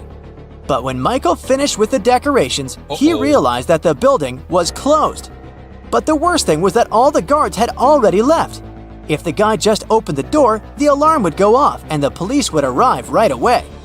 Michael found a locker with a few tangled wires inside. One of them turned off the alarm, another was responsible for fire detectors, and the last one turned the cameras off. Which wire should the guy cut?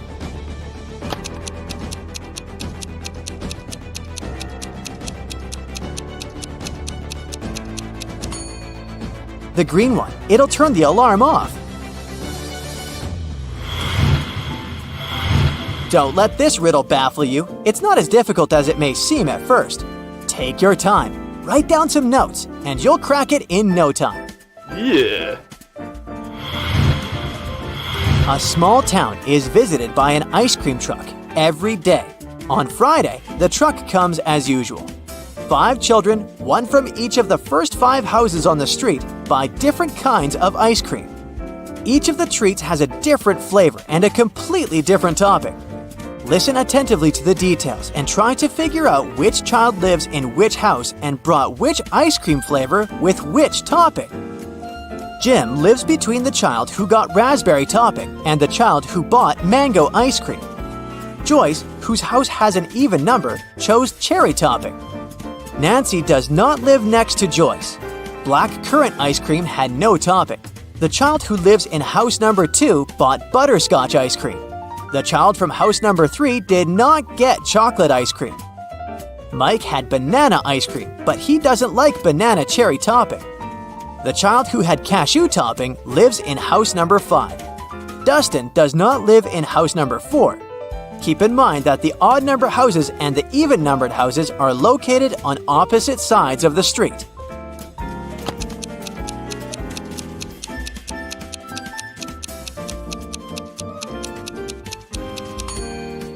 So, here's the answer. Jim lives in house number 3, and he bought blackcurrant ice cream with no topping. Dustin lives in house number 2, and he got butterscotch ice cream with banana cherry topping. Nancy lives in house number 5, and she had mango ice cream with cashew.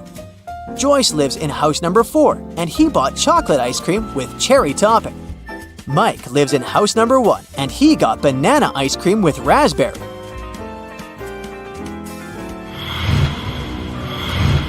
A long time ago, a king ruled the great kingdom of Trojan House. As part of the renovation of the kingdom to meet new security needs, he asked his chief architect to create a new construction plan. The king's idea was that all of his 10 castles should be connected with 5 straight walls, and each wall must connect 4 castles together. He also told the architect that at least one of the castles should be protected with walls from all sides.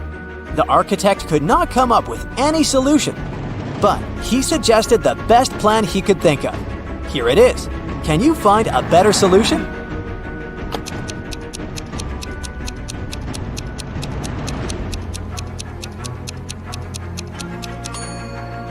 That's the solution the king will like much more. As you see, in this case, not 1 but 2 castles are protected from all sides. 12-year-old Adam knew his older brother Philip, who was 20 years old, got some money for his birthday. But however hard Adam tried, he couldn't find it. One day when Philip was away, the boy sneaked into his brother's room. There was no money, but Adam found a map. His brother had hidden his cash in the garden.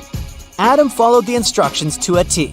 10 steps to the left, 15 to the right, then 8 straight ahead. It must be here. The boy started to dig. He wasted 2 hours and still found nothing. Did Philip trick his brother?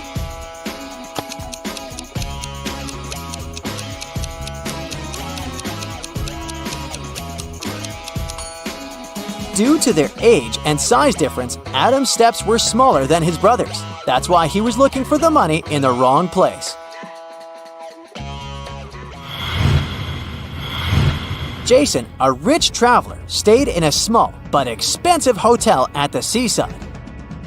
During a severe storm with gale-force winds, there was a blackout. The whole area was plunged into darkness. People stayed without electricity for at least 2 hours. The problem was finally solved. But Jason discovered that during the blackout, someone had taken his wallet with a lot of cash and his credit cards. The police arrived and questioned the people who had been in the hotel at the time. Justin, the receptionist, told the detective he had been in the basement. He was trying to start an emergency generator. Unfortunately, he didn't succeed. Nicole, another guest, said she had arrived an hour before the blackout. She was exhausted. She lit several candles, unpacked, cleaned herself, and went to bed. Gregory, the hotel driver, said he'd been at the airport. A new guest had arrived and he went to pick them up. The police immediately figured out who was lying. Can you?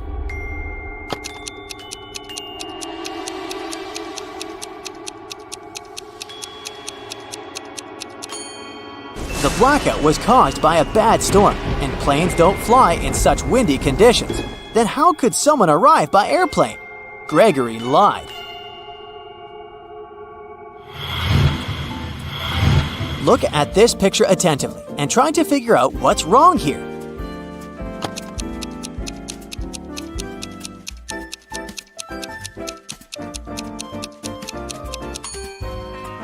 That elderly lady is watering her plant with milk.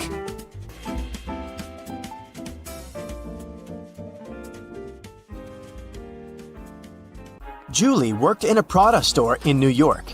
Everything there was expensive, and most clients paid by credit card. But one day, she got a client who got a purse, a wallet, and a dress. All that cost her $3,990. But the woman decided to pay in cash. Julie refused to sell the items to the client and called the police. Why?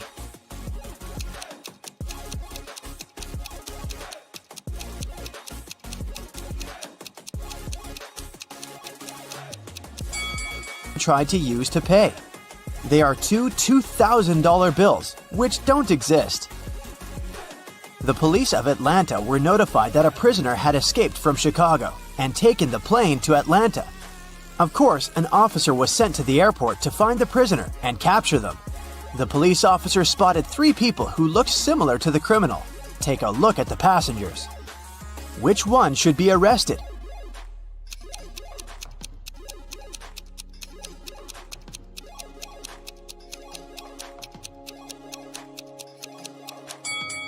The prisoner must be this guy. He's the only one who doesn't have any luggage with him.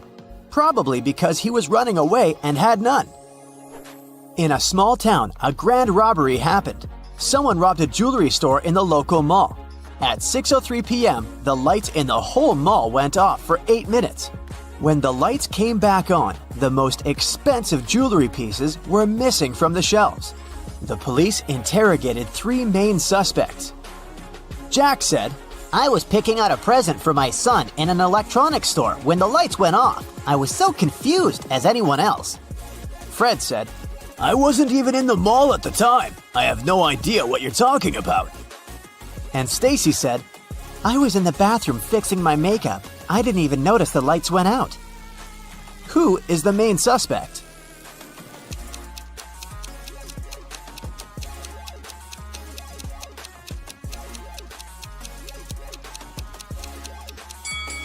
It's Stacy. She said that she hadn't noticed that the light had gone out, but they went off everywhere, including the bathrooms. She would have noticed it, so she's lying. Ava has always wanted to get a cat, but her mom wouldn't allow her to have a pet. So, when one day she found a kitten on the street, she brought it home, but kept it a secret. She succeeded for 2 weeks, but one morning she went down to the kitchen. Have you been hiding a cat in your room? Her mother asked. How did she figure it out?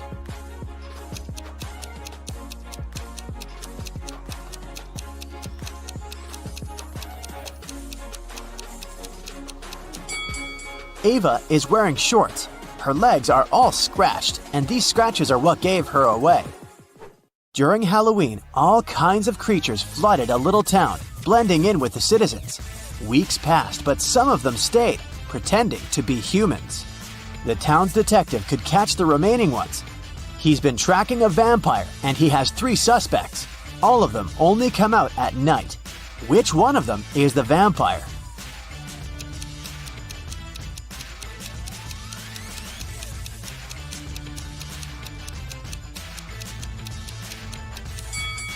This guy is pale, but it doesn't necessarily mean that he's a vampire. This guy is wearing a silver chain, so he can't be one. But this guy doesn't have a reflection. This is definitely not a human. Ned works in a club, and his job is to check people's ID cards and not let inside any suspicious people or people below the age of 21. Take a look at these 3 ID cards and figure out who isn't supposed to enter the club. Okay, here's the first guest for you. What can you say about this man?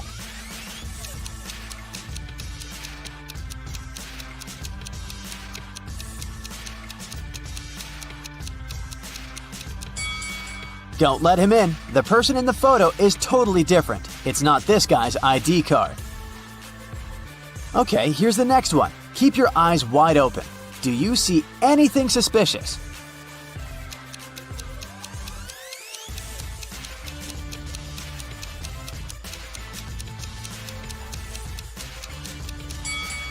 She seems fine. Let her in. Okay, the next one. Check it out and make your decision. In or out?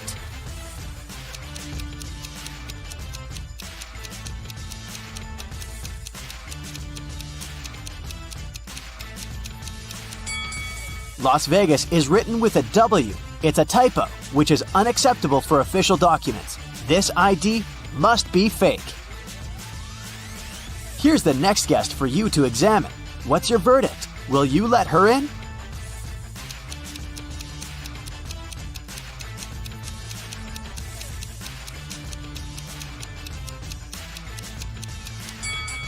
She seems fine to me. It must be safe to let her in. What about this girl? Is anything off here?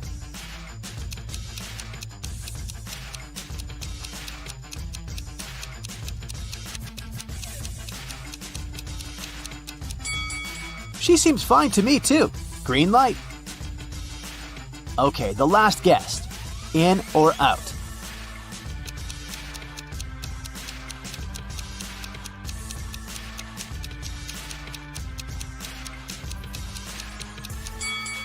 Look, the woman in the photo has a brown right eye and a green left eye. The real woman has a brown left eye and a green right eye. This is too suspicious. I wouldn't let her in.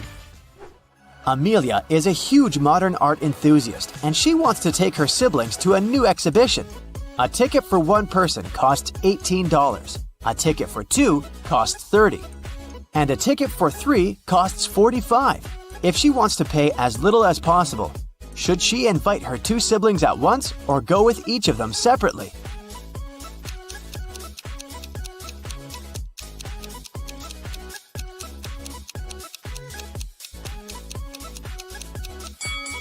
It's cheaper if the 3 of them go together. It'll cost $45.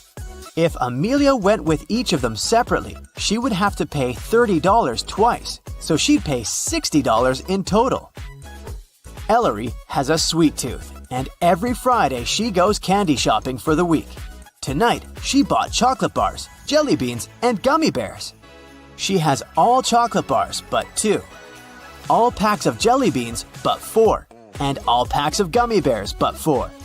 How many pieces of each type of sweets did she buy?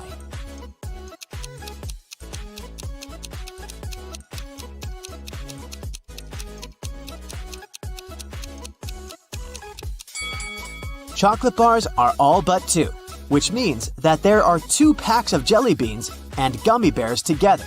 So there's 1 pack of jelly beans and 1 pack of gummy bears. Chocolate and gummy bears are 4 together, so there are 3 chocolate bars. Ailu is a fairy living in her magical forest. Every day, she takes the same route for a morning flight to the lake. One Friday, she was flying to the lake when she met some other creatures moving towards her. There were 2 elves, 3 fairies, and a gnome. How many creatures were going to the lake that Friday morning?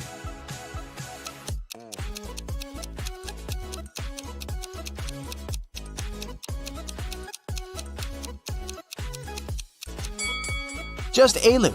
Everyone else was going in the opposite direction. Lily and Della are twin sisters. Both girls failed their history test at school, and their mother made them study all weekend. In the middle of the day, Mrs. McAdams came to check on the girls. Take a look at Lily and Della. Which of them hasn't been studying?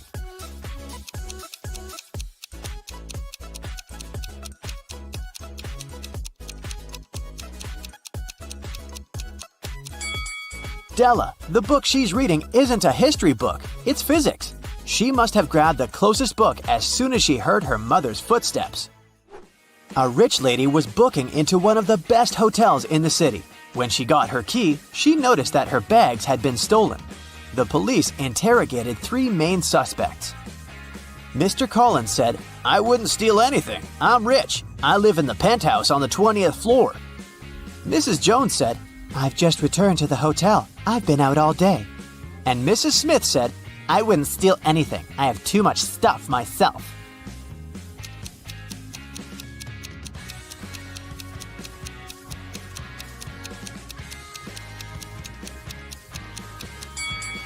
Mr. Collins seems shady. He can't live on the 20th floor because there are only 18 floors in the hotel. Amber participated in a game show, and she won. She got 3 exclusive gifts: a Givenchy purse, Armani sunglasses, and a Porsche. But here's a catch. She is to pick her presents herself by choosing between the original and a replica. You need to help her pick the correct prize. Here are 2 Givenchy purses. One of them is the original, and the other is a replica. Which one should Amber choose?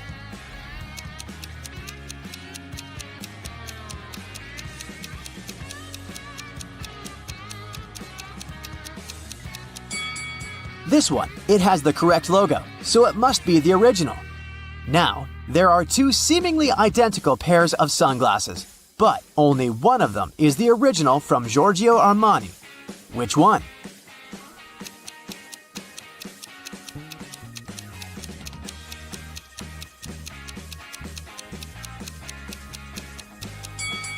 This one, with the correct logo.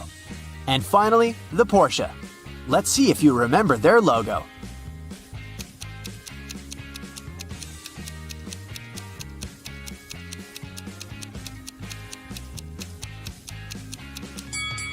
Yes, this is the one. Great job. Katie and John went on vacation together to an exotic location. In their first week, they booked a tour to the desert. But during the tour, the couple got lost. They were really thirsty, so they decided to go look for some water. Soon enough, the couple came across a huge oasis. But to reach the main waterfall where they could drink some water, they had to cross a bridge. But there were 3 bridges leading to the same place. The first bridge was high above the ground, and the ropes holding it looked as if they could rip at any second. The second bridge had some hungry-looking alligators crawling all over it, and the last bridge stretched over a lake full of poisonous water plants. Which bridge should they choose? The last one. The bridge stands high above the lake. Katie and Jake won't have to touch the water and the plants when crossing it.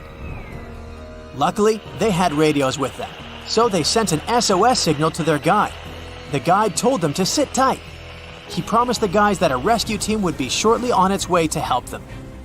In a few hours, 3 rescue teams reached Katie and John. The guys got suspicious and asked the members of the team who had sent them. The first team said that they'd heard on the radio that a couple had gotten lost in the desert and had come to help them. The members of the second team explained that the hotel the guys were staying at had called the police for help. The last team said they'd received a radio signal saying the couple had been in distress. They immediately came to the rescue. Which team should the couple trust?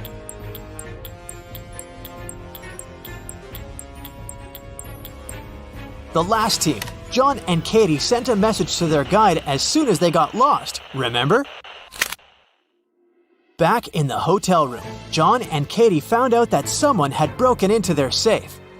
The couple called the police and told the inspector that a few $100s and an expensive watch had been stolen from the safe. In less than a day, the inspector had 3 suspects. The first suspect was Bella, their tour guide. Bella said she'd been really worried about the couple's disappearance and hadn't left her room. The second suspect was Claudio, the hotel manager. He told the inspector that he hadn't even known that the couple had been missing. He was sure they'd been staying in their room this whole time. The last suspect was Bob from the rescue team. He told the inspector it wasn't him. It was the first time he had set foot in the hotel. Who is lying?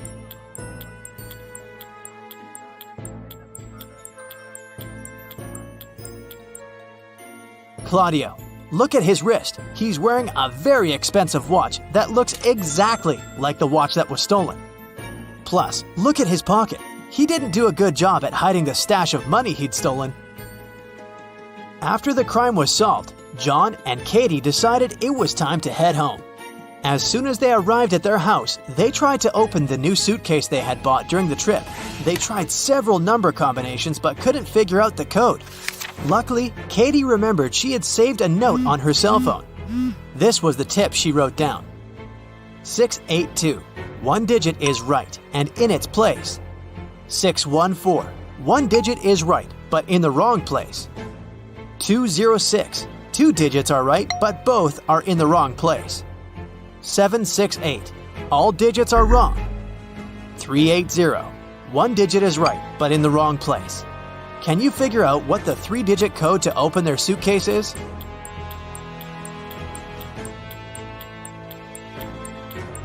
(042). The following weekend, Katie's friends invited her to a picnic in the forest. But when she arrived at the agreed place, she didn't see any of her girlfriends. Instead, she saw a large group of people standing in a wide clearing. Apparently, she had come to the wrong location. But right before she left, she noticed that 3 of these people weren't human. Can you spot them?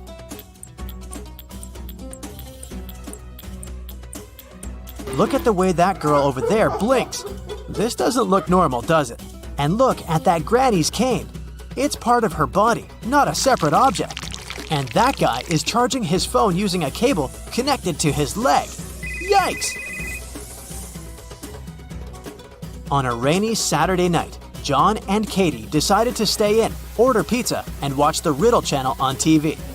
On the screen, there were 2 women. The first one was stuck inside a cage hanging above the ocean, filled with sharks.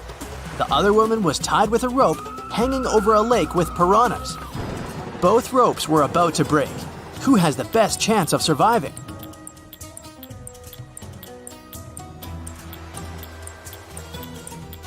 It's lady number 2. The first lady is stuck inside a cage, so she has no way to escape. If she falls into the water, she will most likely not survive. But lady number 2 has both her hands free, so she can try to climb the rope before it tears. The next morning, John went to work. As soon as he arrived at the office, he saw that his colleague Susan was very upset. She said that at one point she had gone to the bathroom, but when she came back, she discovered that someone had stolen her pearl earrings she had kept inside her drawer. John promptly undertook an investigation. The first suspect was Gertrude, a saleswoman. She said she was in a meeting with the CEO and nowhere near Susan's famous pearl earrings. The second suspect was Britt, an IT guy. He said he'd been fixing the company's software all morning. And lastly, John questioned Brian, the CEO, who said he had spent the morning at his daughter's ballet recital. Can you tell who's lying?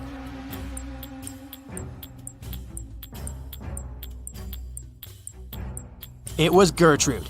Gertrude's account contradicts the CEO's statement. And plus, look at those pearl earrings she has in her desk drawer. They look somewhat familiar, no? John went back to his desk and started working. Later that evening, a massive power outage made all the lights in the building go out.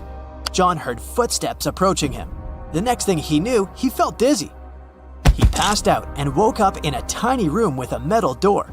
John tried to open the door, but it was locked. He noticed that next to the door, there was a little device with a red sign that asked for a password. Below the device, there was a piece of paper with the following hint: 1, 2, 3, 4, 5, 6, 7, 8.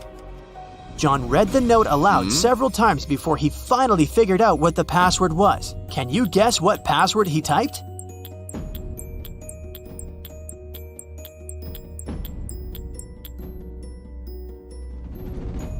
He typed in 1 time the number 2, 3 times the number 4, 5 times the number 6, and 7 times the number 8. Phew, that wasn't very obvious, was it? One afternoon, John was walking down the street when he came across a dog. The dog had a collar with its name on it, and a part of its leash was still attached to the collar. It looked like the dog had just run away, so John picked it up and started searching for its owner. He walked into a pet store, and there were 3 people standing near the counter. John took a quick look around and knew immediately who the owner was. How did he figure it out? Look at the guy in the middle. A ripped leash is hanging out of his pocket. He must be the dog's owner. On a beautiful morning, Katie and her friend went on a hike. At some point, they saw a river they needed to cross. Both of them needed to get to the other side. However, the boat could only make one trip back and forth and take one of them at a time. Still, both of them managed to get across the river. How?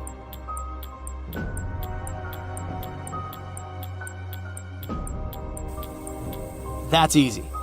They both went on a hike on the same day, but they weren't together, so they arrived at the river at the same time. But they were on the opposite banks, and after Katie arrived at the other side of the river, her friend managed to get to the opposite bank too. Every morning, Jolene visits Laura's bakery. Today, she stands before the display, pondering over a cupcake, a chocolate croissant, and a gingerbread cookie. Can you tell what she's going to pick?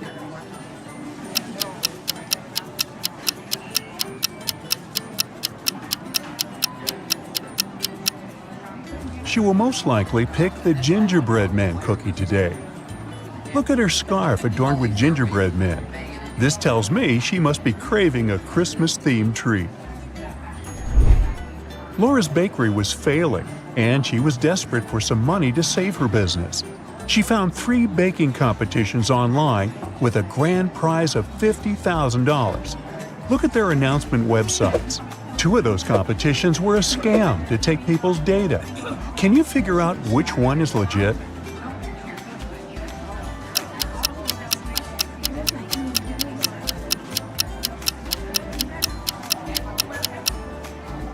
The website for the Golden Whisk competition is full of spelling errors, such as these ones here and here. And the contact information section is conspicuously missing, which raises some red flags. The website for the Great Bakers Challenge asks for a social security number and bank details here, which is unusual for a baking competition. The Star Baker Showdown, on the other hand, has past winners, rules, and contact information pages on the right side of their website, which makes it seem professional and legit. So she should apply for that one. Laura received a letter from the competition jury. It stated that her application was accepted to move to the second stage of the contestant selection. To successfully complete that, she needed to answer this riddle. In a baker's window, I often lie.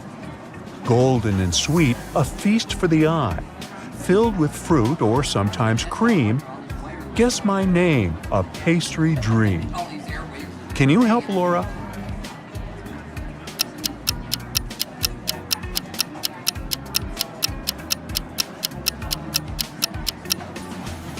The answer is a tart. For the third stage of the competition, the bakers who were selected were invited to the Kingdom of Frostholm. There, they needed to show their baking skills by baking a Christmas cake for the royal family who were organizing this competition. So, Laura needed to book her plane ticket. Do you know for which date she needs to book it?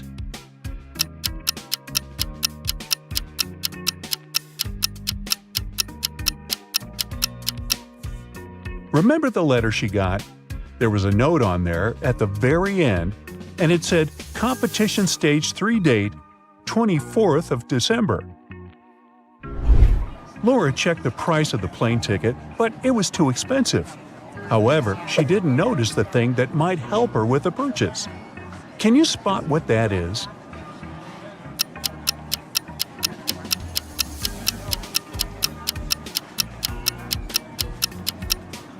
Look at the info bar right at the end of the airline's website.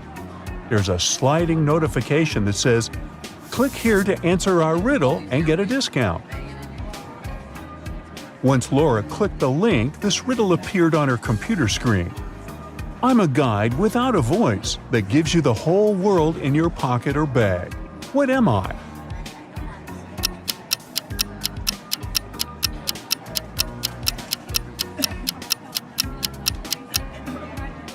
The answer is a map.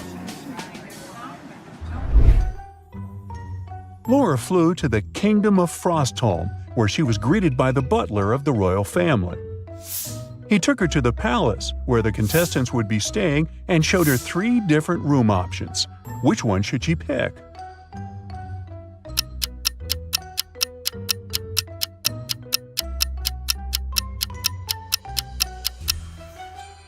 Do you see the hidden camera behind the TV inside the first room? So that's a pass. As for the third room, notice how the AC is set to cold even though it's snowing outside. No to that. So she should pick the second room. The palace employees had arranged a palace tour for the contestants to get them to relax a bit before the big day. During the tour, however, Laura noticed 3 strange things within the palace walls. Peek inside the throne room. Can you spot what's weird here?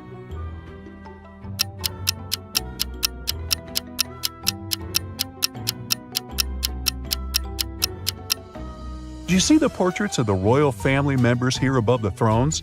The eyes of this past king's portrait are moving. Ooh. What's scary here in the kitchen?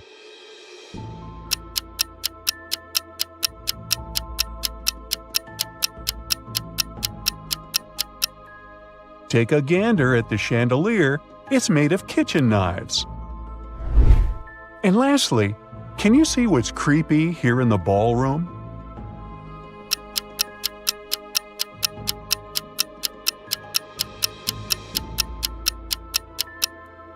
Do you see that dancing ghost that appears and disappears next to the stairs? Spooky. The day before the competition, Laura and the other contestants were introduced to the past winners in case they needed some inspiration and motivation. 3 bakers presented the cakes that made them win to the contestants. Laura immediately noticed that one of them was a zombie. Can you tell who?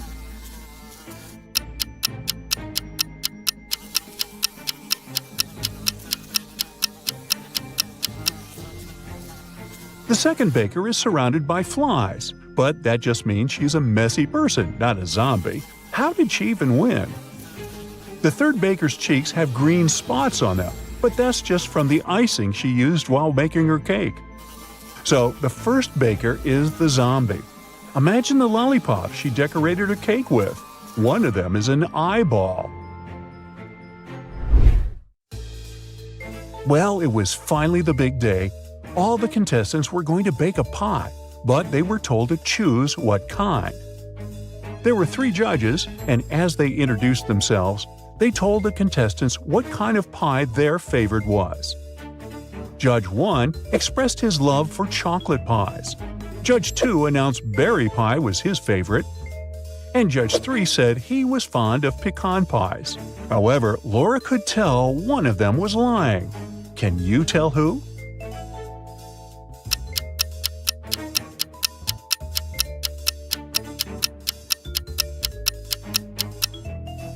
Do you see the chocolate stains and pie crumbles on the second judge's shirt? That can only mean he's been enjoying a slice of chocolate pie before arriving at the competition venue.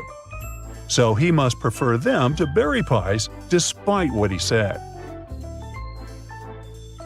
It was decided Laura was going to bake a chocolate pie, and she was going to use her grandmother's secret recipe. In fact, her grandmother had written 2 of the ingredients in code so no one could steal her recipe. Let's look at them. Can you tell what these are?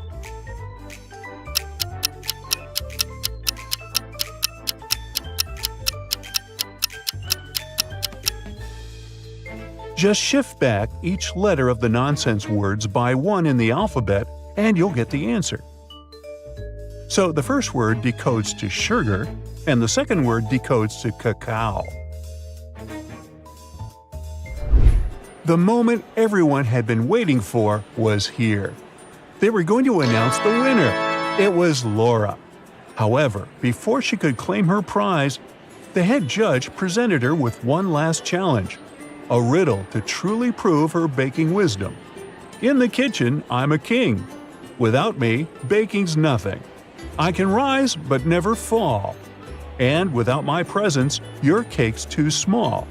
What am I? Can you help Laura win the grand prize?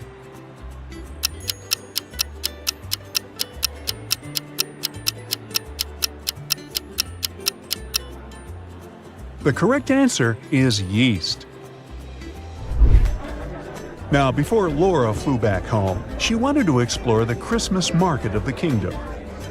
As she was waiting in line to get hot chocolate, a guy came up to her and congratulated her on her win. She could immediately tell who he was. Can you?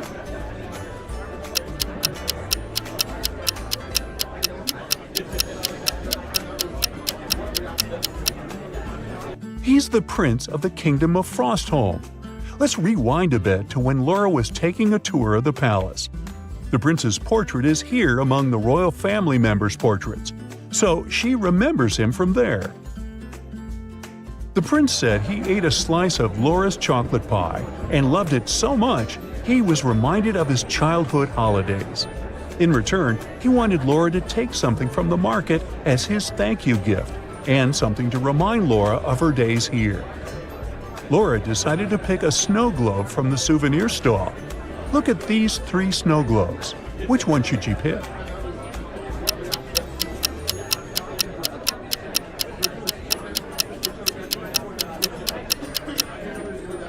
Do you see that the first snow globe is cracked at the back and slowly leaking liquid? That wouldn't stand the journey back. And the ballerina inside the second snow globe is blinking. Must be some kind of a haunted item. So she should pick the third snow globe. At the airport departure gate, Laura was stopped by security because the scanner bleeped every time she passed it. What could be causing that?